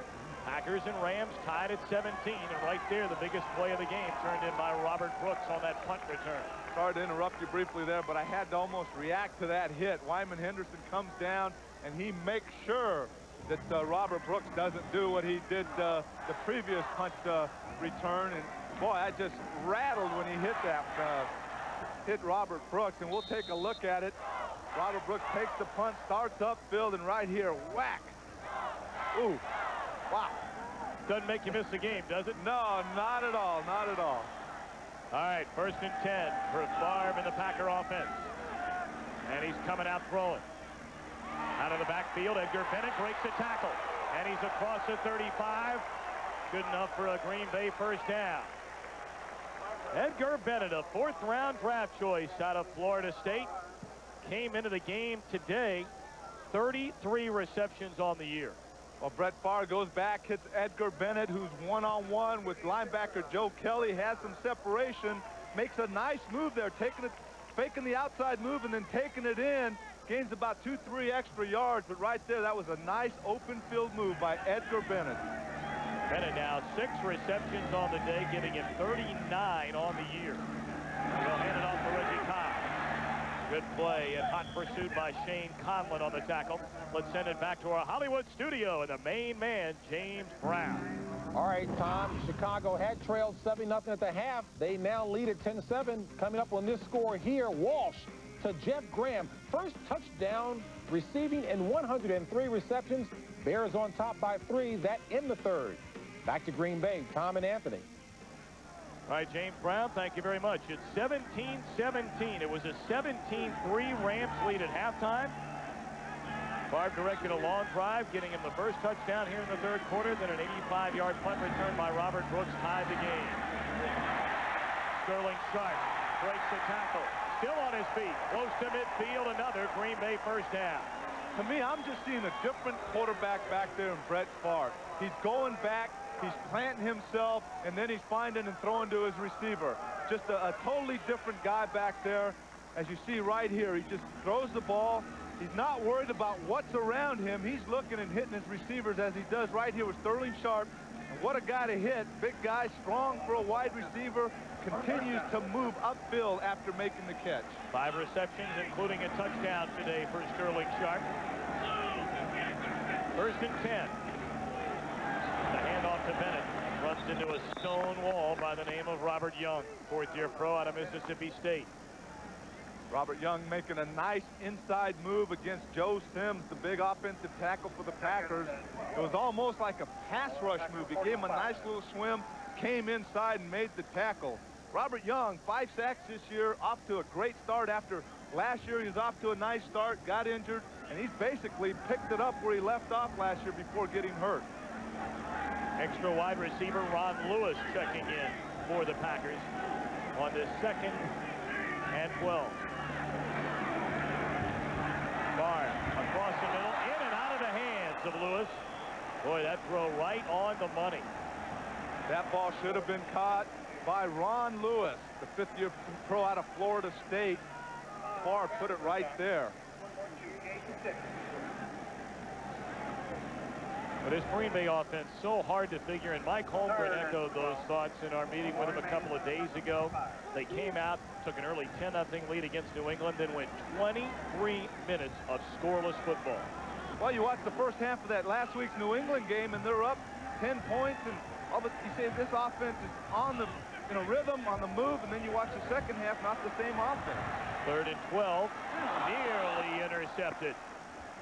And on the coverage was Robert Bailey. So the Packers will have to punt. That was just an excellent play by Robert Bailey, the 4th-year pro out of Miami of Florida.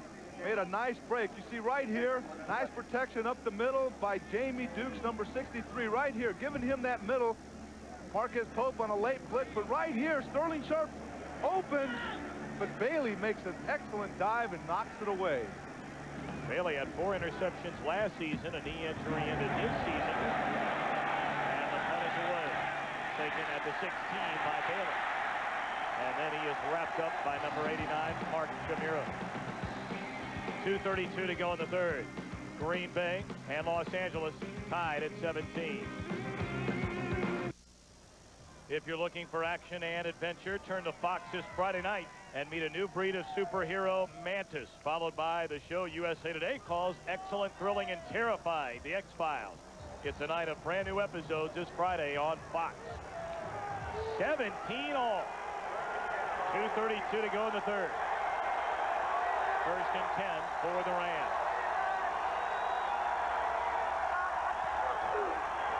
Jerome Bennett across the 20, pounds his way ahead of the 27. George Kuntz on the tackle. It's amazing to watch a guy of his size to make that nice cutback. He starts that ball off to the left. He sees that it's kind of clogged up there, and he takes it back. And, that's the amazing thing about the ball players that are coming into the league now. They're getting bigger, but they're also getting quicker and stronger. And it's just, I enjoy watching people like that run the ball and run the way they do. Gain of 8 for Bettis. 2nd and 2. He's rushed for 56 yards here in the game. He'll get it again. Tripped up by number 65, John Yurkovic. Appears as though he will be short of the 1st down. It'll bring up 3rd and short. The Packers have come out this second half. Defensively have shut down that Ram offense. Special teams has played well. And here's a guy that really, as reported, as an eligible receiver. We saw a picture of number 92 that we really haven't talked a whole lot about this game. I tell you, they want to keep this guy asleep. They got momentum going. The Rams do not want to wake up number 92, Reggie White. 3rd down and a yard. Bettis takes the pitch. He is stopped short of the 1st down. Tripped up by Kuntz. Strickland finished him off. That is terrific defense by one of the real underrated defensive players in the NFL, George Kuntz. He's the Packers' leading tackler. Excellent football player out of East Carolina, stands 6'1", 240. And when you have a defense with superstars like Reggie White, Sean Jones, as we look at Vern Brostek here on the ground, not moving around real well right now. He's in his 5th season. Well, you may remember, Anthony, he sprained both of his ankles, had to leave the game last week against Atlanta. And because they have Tom Newberry, who was a center at one time, they were able to move him, Tom Newberry, back to center. And right now, Vern Brostek is being helped off the field, so they have to move Newberry to center as they did last week.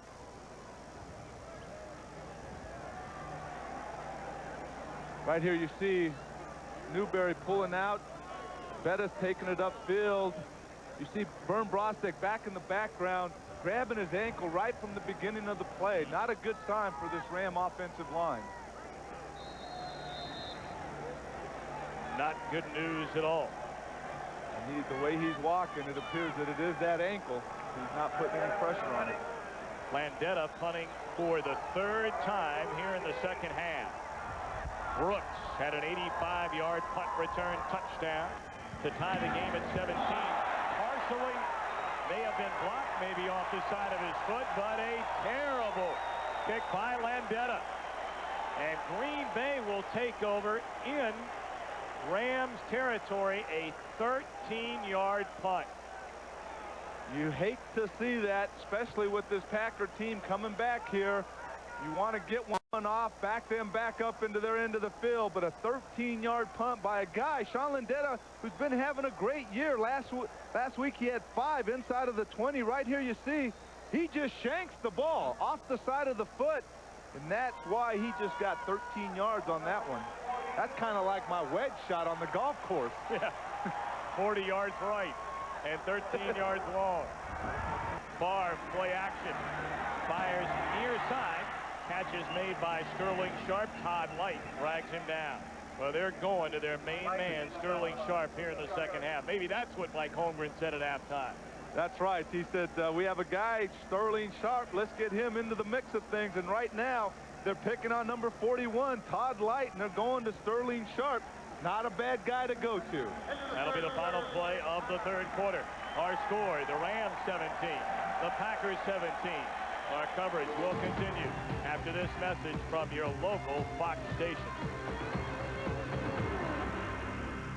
There's something up there, Mulder. Ooh, I've been saying that for years. Fox. Until Sunday begins at noon Eastern next Sunday. Then except for Los Angeles, a Fox doubleheader with the 49ers taking on the Falcons. Action continues at 4 Eastern, 1 Pacific. The Philadelphia Eagles take on the Dallas Cowboys. Check local listings for the game and time in your area right here on Fox Sports. Brett Favre, flushed out of the pocket, still on his feet, takes a shot. He's inside the 30. Marquez Pope coming up from his safety position to hit it. Excellent move by Brett Favre, getting away from that pass rush there. He was surrounded. All of a sudden, he takes off, reverses his field, pressure by Fred Stokes, number 60, reverses his field, gets up, maybe does a little straight arm there, gets up and gets the first down. I'll tell you, he took quite a shot, though, when he got tackled. You know, you were just giving me your kind of imitation of a straight arm, lifting up your leg like a running back. I couldn't get my leg up, though. First and 10, Favre in trouble. Dumps it off to West. Inside the 20, to the 10, the 5, down to the 2.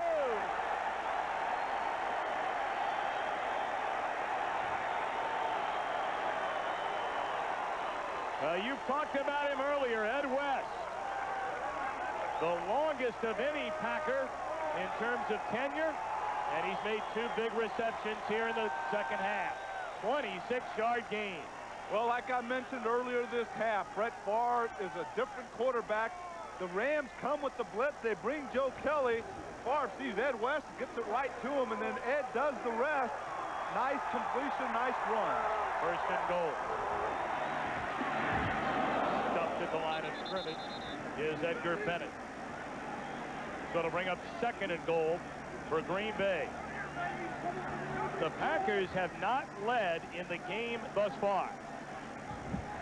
Well, we talked about Brett Favre going back to pass. He drops back, gets some pressure by Jimmy Jones right there, but he dumps it off quickly. Shoots Joe Kelly flying across in front, coming on the blitz. Hits Ed West, and then Ed does the rest. Rambling downfield, close to the goal line. Second down and goal.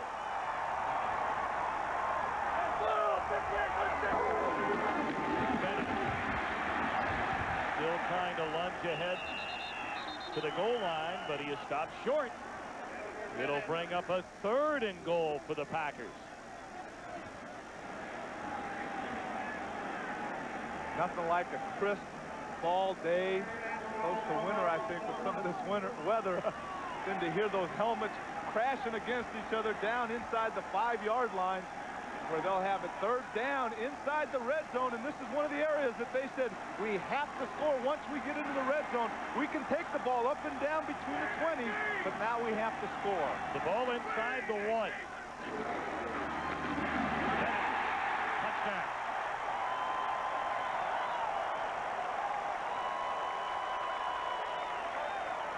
And the Green Bay Packers lead for the first time in the game. Well, this is the part of the field where you have your 300-pounders against their 300-pounders, and then you say, let's see who's going to win. And the Green Bay Packers won that battle, the battle of the 300-pounders, to score the touchdown. Beef on beef, as you like to say. That's right, or mano y mano. Chris Jackie on to try and make it 24-17 Green Bay, and he does. The Packers trail by 14 at halftime. They have scored 3 touchdowns and lead by 7 here in the second half. Fox NFL Sunday is brought to you by Mitsubishi, the new thinking in automobiles. By Logo Athletic, get real with authentic team apparel. And by Subway, the place where fresh is the taste. Get a look at the Fox River, which runs from Lake Michigan in this gorgeous state of Wisconsin. A 24-17 lead. You see the numbers by quarters. The Rams 17-3 at the break. Green Bay a pair of touchdowns in the third. Bennett plows in from less than a yard here in the fourth. And the Packers lead by a touchdown. Jackie kicks it away. Bailey receives inside the 5. Across at 20. And across at 25. The Green Bay Packers defense have gone to the field 4 times here in the second half. The Ram offense on 4 possessions, 3 and out. They are 0 for 7 on third down attempts today. I have a question. That Packer Hall of Fame is just down the street, not that far. You think maybe Mike Holmgren sent someone to get a Vince Lombardi pep talk on film, and they saw that at halftime? Boy, they've come out here and played a tremendous second half. Well, you could be right. First and 10 for Miller and the Rams. Now trailing. Miller throws in and out of the hands of his tight end, Troy Drayton. Boy, nothing going the Rams' way here in the second half. Second and 10, ball remains on the Rams 25. Well, you see Troy Drayton running off the field. Chris Miller going back to pass. As you see, number 66, Tom Newberry now playing center, working against Steve McMichael. Miller makes the throw, thrown behind Troy Drayton a bit, and he cannot make the catch. Second down and 10.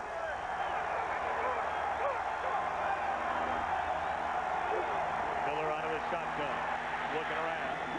Far side, terrific defensive play made by number 22, Lenny McGill, a rookie out of Arizona State. I mentioned Tom Newberry now playing the center position. They have Chuck Bellin playing left guard as Vern Brostek goes out. Lenny McGill making an excellent play to knock that ball off. You see right here, the left hand coming across in front of Flipper Anderson to knock that one down. That was a nice defensive play. And he was playing the ball. That's why you didn't see a flag. Look at those numbers here in the second half.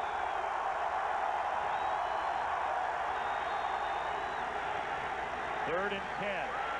Miller in trouble. And there's Reggie White. Ball comes loose.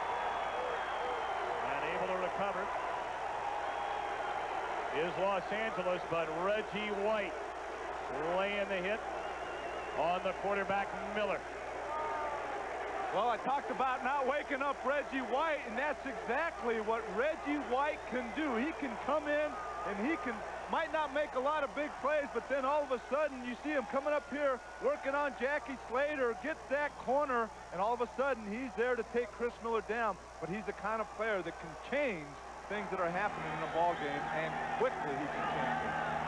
Fifth punt of the second half by Landeta. Low line drive. And it's returnable. Pryor tripped up. But again, great field position for this Green Bay offense, taking over at its own 44.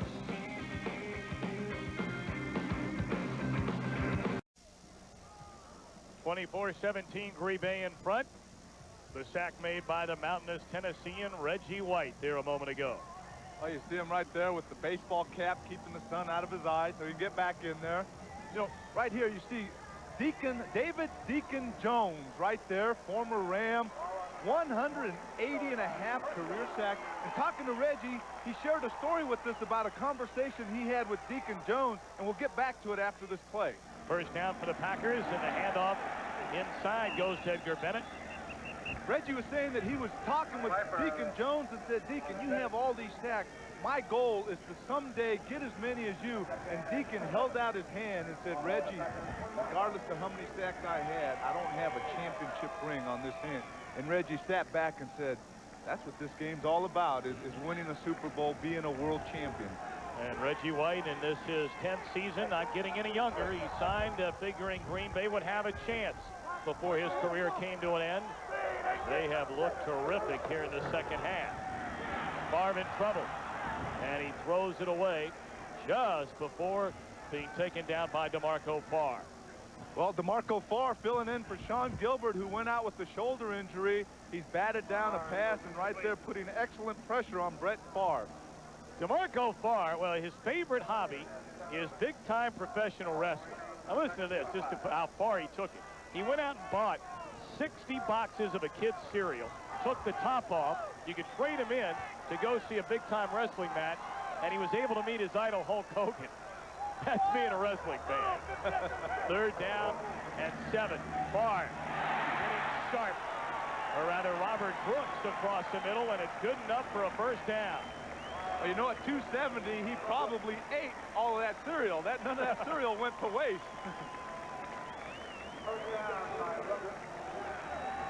How do you explain Brett Favre here in the second half compared to the first? Those are the things that are hard to explain. I mean, you see a quarterback or even an offense that one drive, they're putting it together, running the ball, he's back there, he hits the passes, then all of a sudden they come out 3 and out, or they got a drive going, and all of a sudden there's a penalty or something. It's just hard to explain how he can come out and be so calm and poised one half, and the first half not, you know, he didn't do very well. They hand it off to Bennett. Try to cut it back inside. Todd Light wrapped him up after his short game. You know, the only thing that I might be able to think about in a case like that is he wants to create so much. He wants to create the big plays. Maybe he feels that he needs to make all the big plays instead of spreading it out and saying, okay, I have 10 other guys with me on the field. I'm going to let them make the big plays. I can make some, but they're going to make a lot of them also. Second down and 7 for the Packers. Ball at the Rams. 43. Here comes a blitz. Favre just able to get it away, and he took a hit from Roman Pfeiffer. Roman Pfeiffer coming off that left side. Brett Favre's blind side. No one touched him, and he put a good hit on Brett Favre, and Brett Favre shaking his head down there. Right here, you see him coming off this side. Unblocked right here. Edgar Bennett, I believe, needs to pick him up. He started to go out in a pattern, but then he looked back, and I think he thought, he was my man. I should have hit him, and he didn't. Therefore, it gave Roman Pfeiffer a clean shot on Brett Favre. 9:05 to go here in the game. Third down and 7 for Green Bay, leading by 7. Blitz again. Favre able to get it away. Nearly making a miraculous catch was Anthony Morgan. So Green Bay will have to punt. Anthony Morgan, the fourth-year pro out of Tennessee, stretches out, gets a hand on it, and almost comes down with the catch. Unbelievable, almost. That would have been a super catch there if he could have held on to that. Great effort by Anthony Morgan. The crowd saw the replay. A number of them must not see very well. That was not a catch. Hendricks back to punt. And waiting is Johnny Bailey. Low snap, shielded it cleanly. And it will bounce into the end zone. Corey Harris almost able to come up with it. Fourth quarter, 8:53 to go. The Packers lead by 7. Well, we're going to take another look at Robert Brooks' punt return for a touchdown right here. Number 87 taking it upfield. You see number 39 right there trailing him, was actually right next to him as he made the catch. And Mike Pryor is there at the end to put a block on Todd Kinchin as Robert Brooks takes in for an 85-yard touchdown. First and 10 for the Rams, trailing 24-17. Bettis dropped it. It's on the ground. He was able to fall on top just before Steve McMichael got there. Jerome Bettis, not exactly a big day today. He has been held under 60 yards on the afternoon. Again, to repeat something we brought up earlier, this Green Bay defense has not allowed an opposing rusher to gain more than 75 yards in any game thus far this season. You better believe that this Packer defense was well aware that Jerome Bettis was attempting to go for that 5th straight 100-yard day right here. 20 rushes, 51 yards. Second down and 15.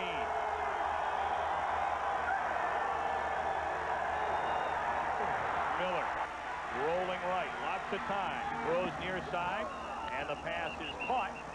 It's out close to a first down. Isaac Bruce on the reception. Well, Chris Miller has been getting pressure, so they roll him out to the right. He throws on the run. Nice catch by Isaac Bruce right here. Reggie White, number 92. They roll out. Jackie Slater gets the first hit on him. Then you have number 30, Howard Griffith, there saying, Jackie, get back here and give me some help. I can't take this guy alone. And they double team him, and then Chris Miller gets off the pass. And it was a gain of 16, so a first down. Ball up to 31.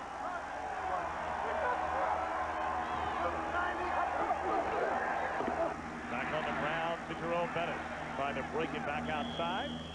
And he's close to the 35, a gain of almost 5 yards.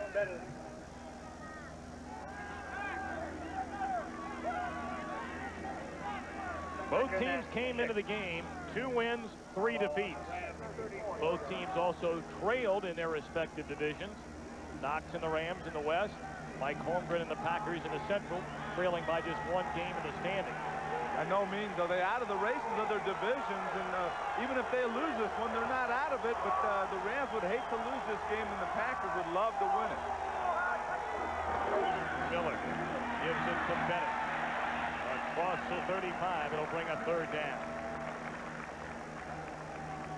On that reception a moment ago made by Isaac Bruce, Anthony Munoz, that was the first down by this Rams offense in the second half. Well, they'd been going 3 and out quite a few times, and you have to give that Packer defense 5 times to be exact. That Ram offense came into the second half and went 3 and out.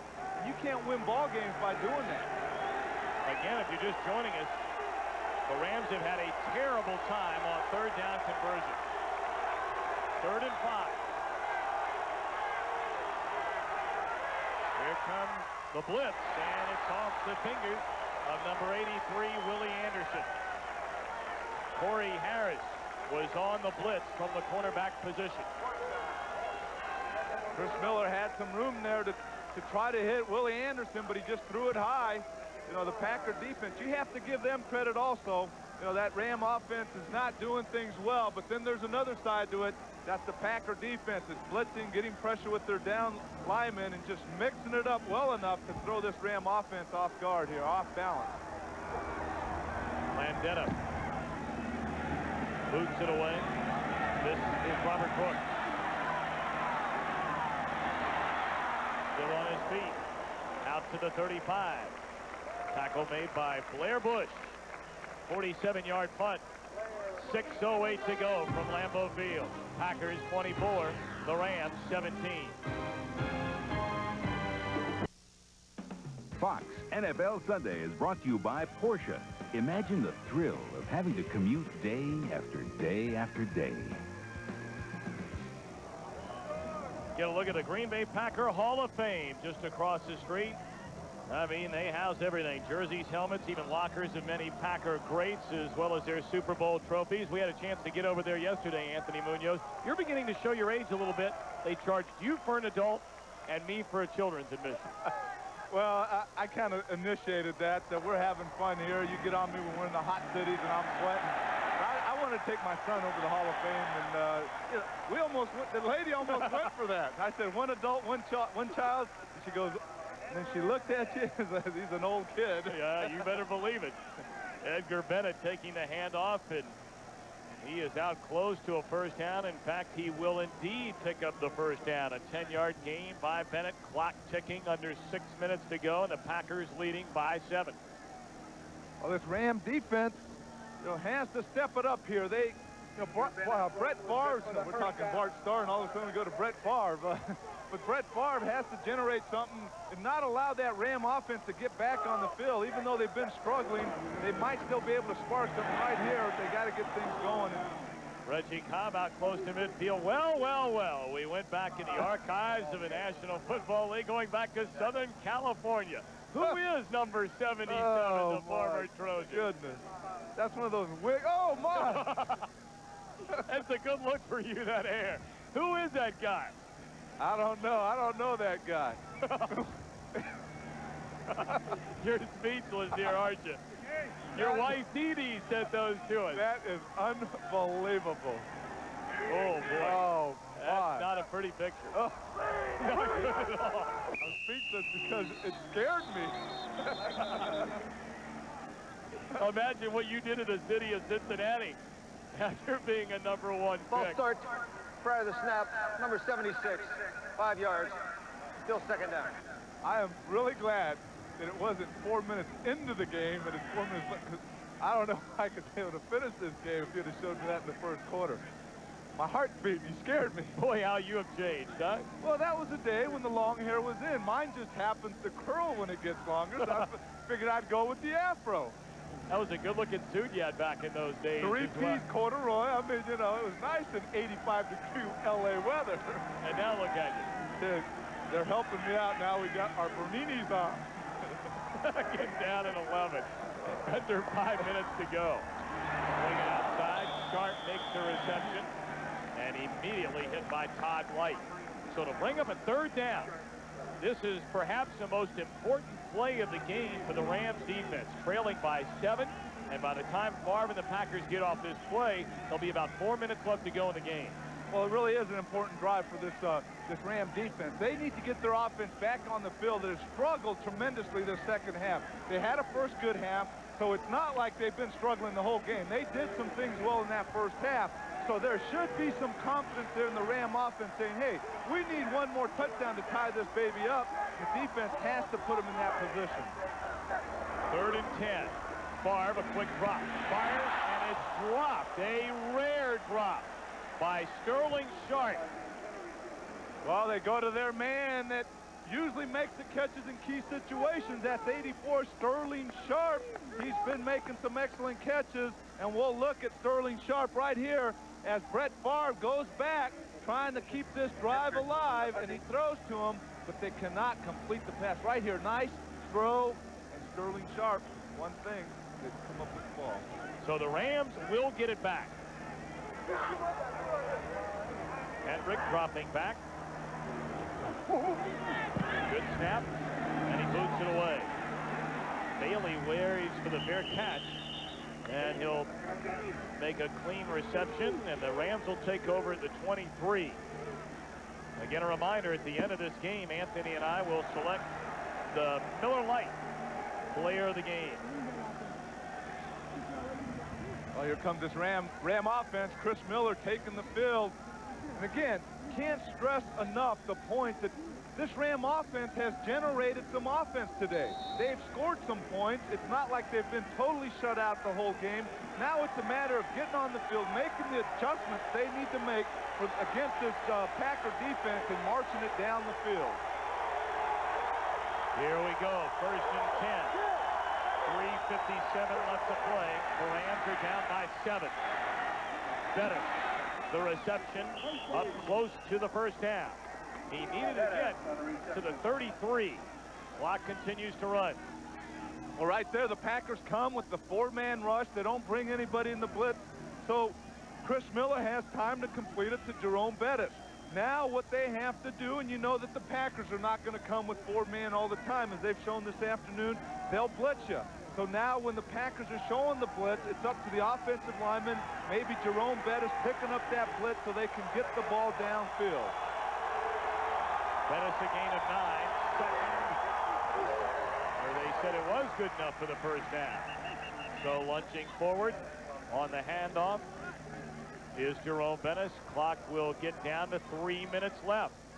Tom, that's what makes the game of football so exciting to watch, is the strategy, the adjustments that you have to make on the move. You don't get a whole lot of time to make those adjustments. You go up to the line of scrimmage, you might have 2 or 3 seconds where you have to bang, make a different call, change things, and that's what makes this a great game.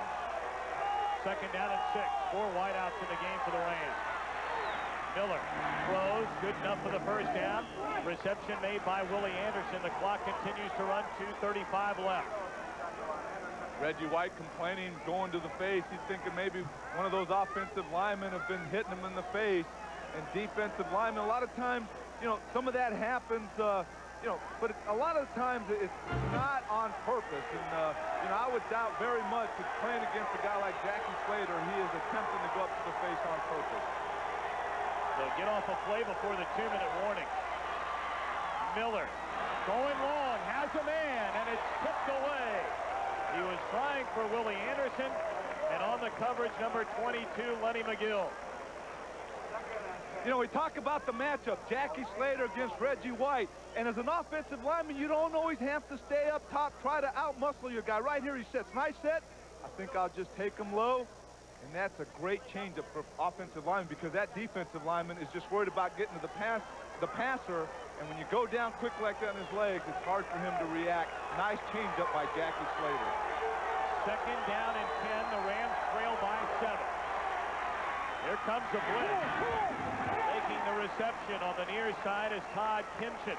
And that'll take us to the 2-minute warning. 2-minute warning. 2 minutes. Leroy Butler on the tackle. So 1:59 left to go from Green Bay. The Packers in front by 7. Tom Brennan and Anthony Munoz back at Lambeau Field. The Packers in front 24-17. The Rams have the football, and they are on the move. That has been rare here in the second half. You see 6 punts, a total of 3 first downs here in the second half for the Rams.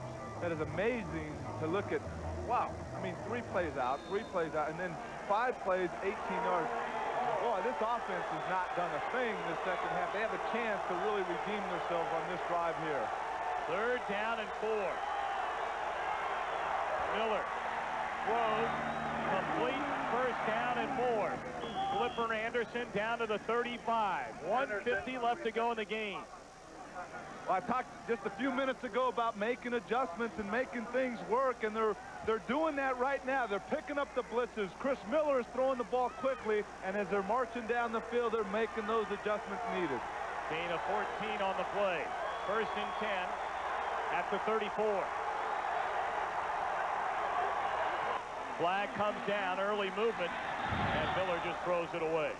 Looked like the right side of the offensive line got started to beat too soon. I think maybe Jackie Slater took off just a little too quick. Prior to the snap, number 76 to the offense, 5 yards, still first down. Well, 76, I'm not sure who they called that one on. They made a mistake. They just called the wrong number. 76, of course, is defensive end to Robert Young. It was indeed against 78, Jackie Slater. Well, maybe in your 19th year, they'll change up the numbers so no one knows who it is. He deserves that kind of respect. That's right. Back him up 5 yards. First and 15.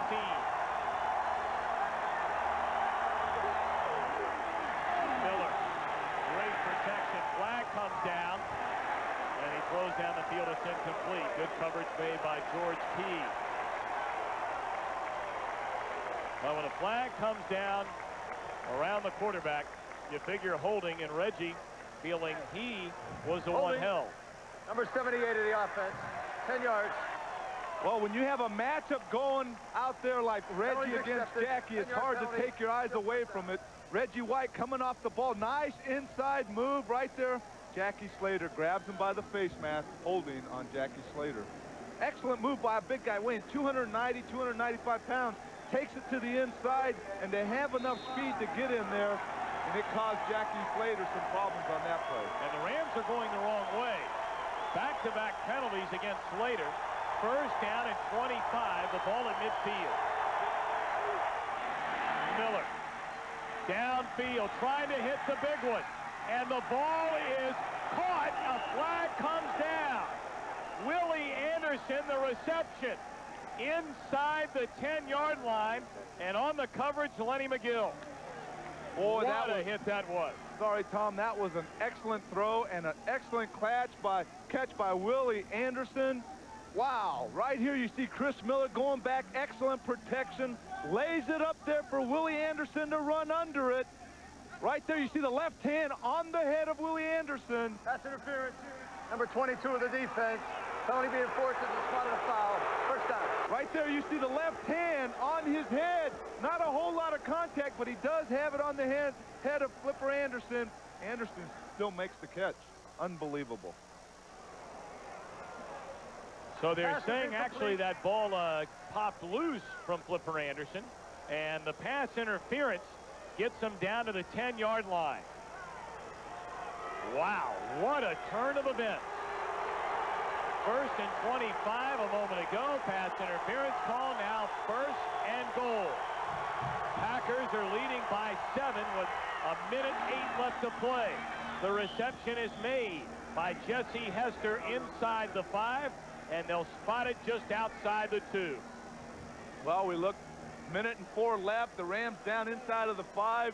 They score a touchdown, kick the extra point overtime, or do you see Chuck Knox go for 2 and for the win? Let me turn the table and ask you that question. Well, I'd make things exciting. I'd give the guys an extra quarter to play. I'd go for the extra point, take it to overtime. All right. Wayne Gandy reports as the tight end here in the short or goal line situation. Second down and goal. The pitch to Jerome Bennett. Looking for a hole. There's not one there. Flag comes down. A loss of 3. Doug Evans coming up, making the tackle along with James Willis. My guess would be that it's holding on Wayne Gandy, who checked in at the tight end position. He kind of got hit and went back a little bit, and I think he kind of dragged the defensive end down. Holding. Number 70 of the offense, 10 yards, still second down. Well, you made the call there, Anthony Munoz. 1 minute left in the game. The Rams at halftime led 17-3. The Packers have scored 3 times, 3 touchdowns here in the second half. Their offense couldn't do anything against the Rams defense in the first half. The Packers lead 24-17. A pass interference call a moment ago got the Rams down to the 10. It is second and goal from the 12. Miller throws across the middle through the hands of Jesse Hester. And another flag comes down on the play. And that might be another penalty against the Rams. Yes, it is. We have a false start prior to the snap. Number 78, 5 yards. That is second down. three penalties against the 19-year veteran Jackie Slater on this drive. Well, we talked about not waking up a guy. Reggie White, we mentioned, keep him asleep. Don't let him have an impact on the game. And here late in the game, those penalties just don't happen. You need someone on the other side of the ball creating someone to jump off sides, creating the holding penalties. And you have to give Reggie White a lot of credit for making this happen to Jackie Slater. Two terrific veterans in Reggie White and Jackie Slater. They've gone toe-to-toe all afternoon. Harris certainly, or rather Slater the upper hand in the first half. White here in the second. Second and goal from the 17. 1 minute left. Miller looking around. Throws to the end zone. Through the hands of Johnny Bailey. Tom, what they did on that play is they took Reggie White, moved him over. Leo Goes inside the right guard, and he got pressure. Chris Miller makes the throw, has Johnny Bailey open, but he can't complete the pass. Right here you see Chris Miller going back, You see Reggie White right there, hits him initially in the arm, but Chris Miller recovers, makes the throw, and almost makes the completion. But Reggie White, raising havoc on the outside, all of a sudden comes to the inside, and that's where he's lined up right now over the right guard. 3rd and goal from the 17. Miller throws to the end zone, intercepted by Lenny McGill. And the celebration is on here in Green Bay.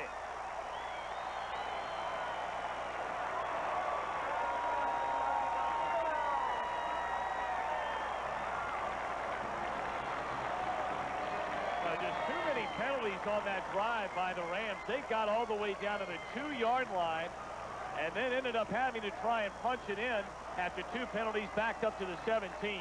No question about it. The mistakes killed this Ram offense. Right here you see Flipper Anderson going to the inside, and the ball is thrown to the outside, and Lenny McGill makes the interception. But you're right, Tom.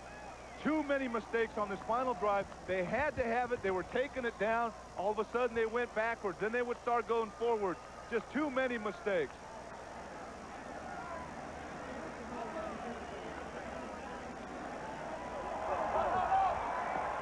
.47 seconds left in the game. They'll hand it off to Edgar Bennett. And he'll be tackled. The Rams immediately calling a timeout. Joe Kelly tripped him up. So 42 seconds left in the game. Miller and the Rams trailing the Packers by 7.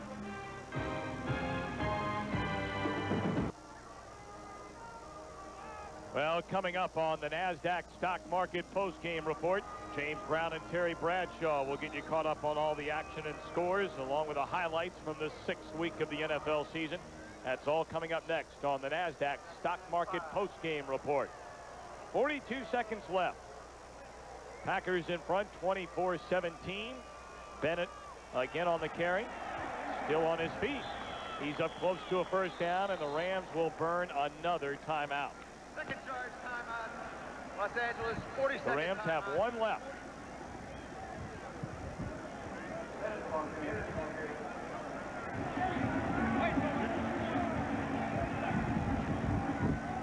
Well, Chris Miller, the starter for the Rams, the first 3 games of the season. He was injured, a pinched nerve in his right shoulder, a slight separation. Chris Chandler took over.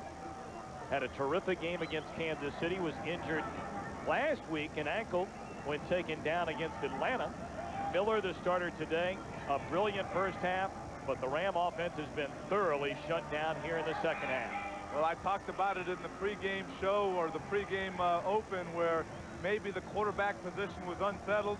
Chris Miller comes out, like you said, that first half and proves me wrong and gets out there and does an excellent job.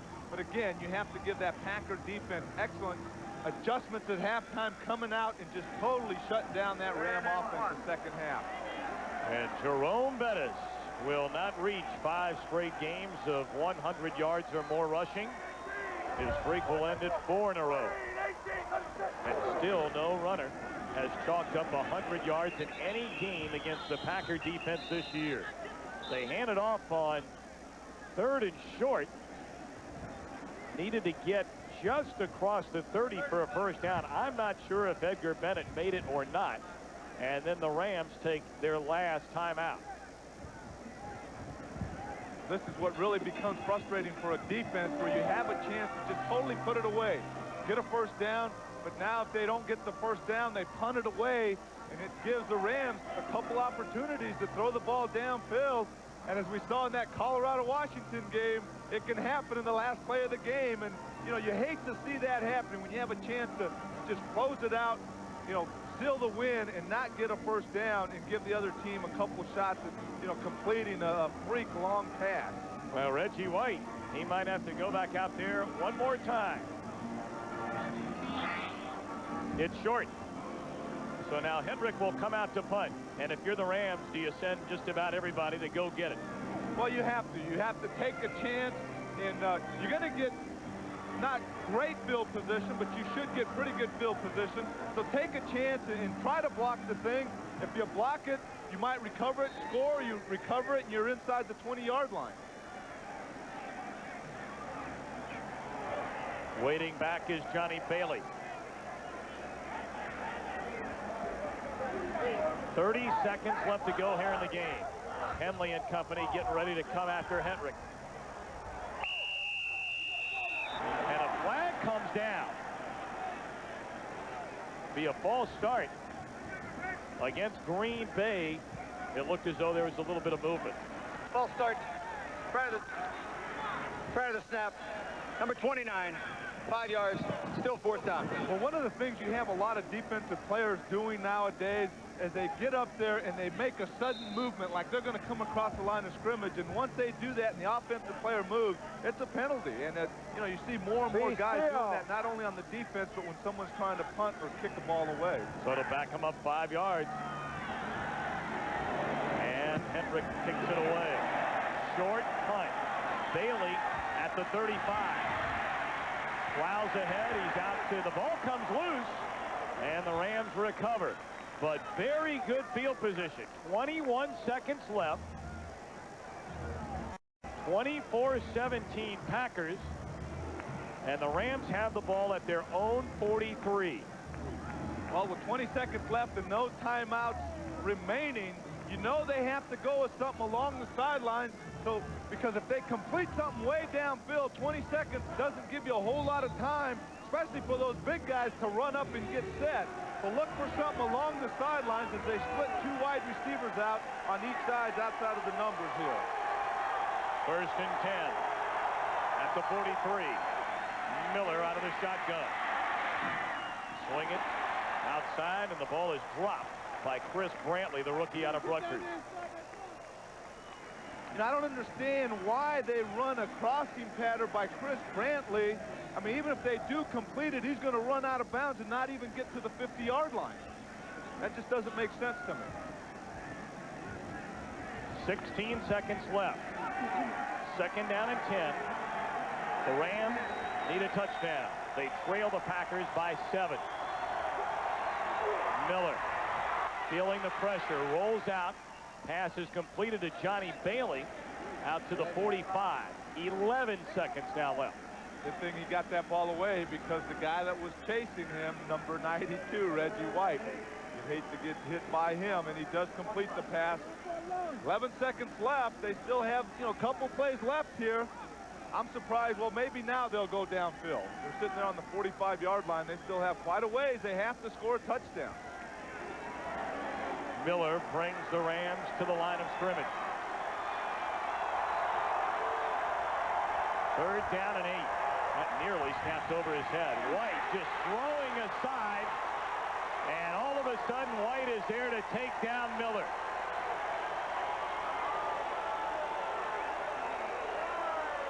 Sean Jones able to strip the football loose.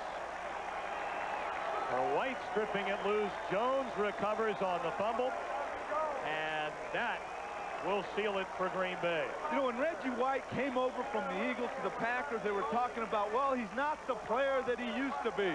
The one thing they weren't talking about was how he was being double-teamed all the time. But right here, you see him just toss Jackie Slater aside.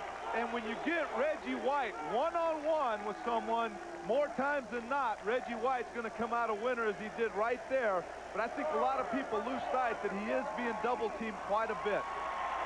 Favre down on the knee. That'll run it out. So the Green Bay Packers trailed 17-3 at halftime. Their defense shut down the Rams in the second half. And Brett Favre and the Green Bay offense came alive, sparked by that punt return touchdown of 85 yards from Robert Brooks. And the Packers even their record at 3-3 on the season with this 24-17 victory. Well, one of the things that impressed me about Brett Favre offensively for the Packers was his ability, when he was blitzed, when he did feel pressure, to stand back there and not have the happy feet, not to move around like he was uncomfortable being back there in the uncomfortable back there in the pocket, but he sat back there, let the rush come to him, and he would dump it off. And that's what gave him an excellent second half. Not an easy day for Jackie Slater. No, as you mentioned, he started out, played well at first, but the second half, things got pretty ugly here. They had 2 or 3 penalties in a row. Reggie White came alive and made some big plays here in the second half. Well, you know, he talked about this matchup. You did, Anthony Munoz, before the game got underway, and I'm sure you remember your infrequent toe-to-toe confrontations with White. You had many more with another great lineman in Bruce Smith. Well, you know, that's the thing about the NFL. You know, going into a game, they're great athletes also. You know that you're going to win some, you're going to lose some. You try to keep the losses down to a minimum. But a lot of times, as an offensive lineman, you know, when defensive players make a play, they have a lot more impact at times than, you know, when we make plays as offensive linemen. And right here it was obvious. You saw that with Reggie White making, you know, sacks and tackles. They just have a bigger impact on the game compared to offensive lineman play. What does this game and this comeback do for the confidence of Brett Favre? It has to build it up tremendously, especially after last week, starting out and finishing week. They started out strong last week and they finished week. They lost the game. This week, they start off, they can't do a thing in the first half, and to come out in the second half against a really good Ram defense and to generate the offense that he did, that has to be a big confidence boost. And as we talked about earlier, Mike Holmgren saying, hey, this is the year where we determine what this young man's going to do.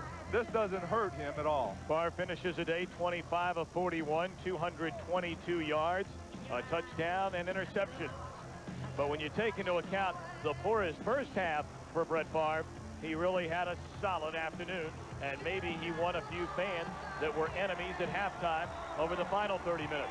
Also, we have to mention their special teams. Their special teams came through and ran one back for a touchdown also. The Miller Lite player of the game is Brett Favre. Our final score here at Lambeau Field, the Rams fall to the Green Bay Packers, 24-17. Coming up, the NASDAQ stock market post-game report. James and Terry will get you up to date on all of today's action. That's all next on the NASDAQ stock market post-game report.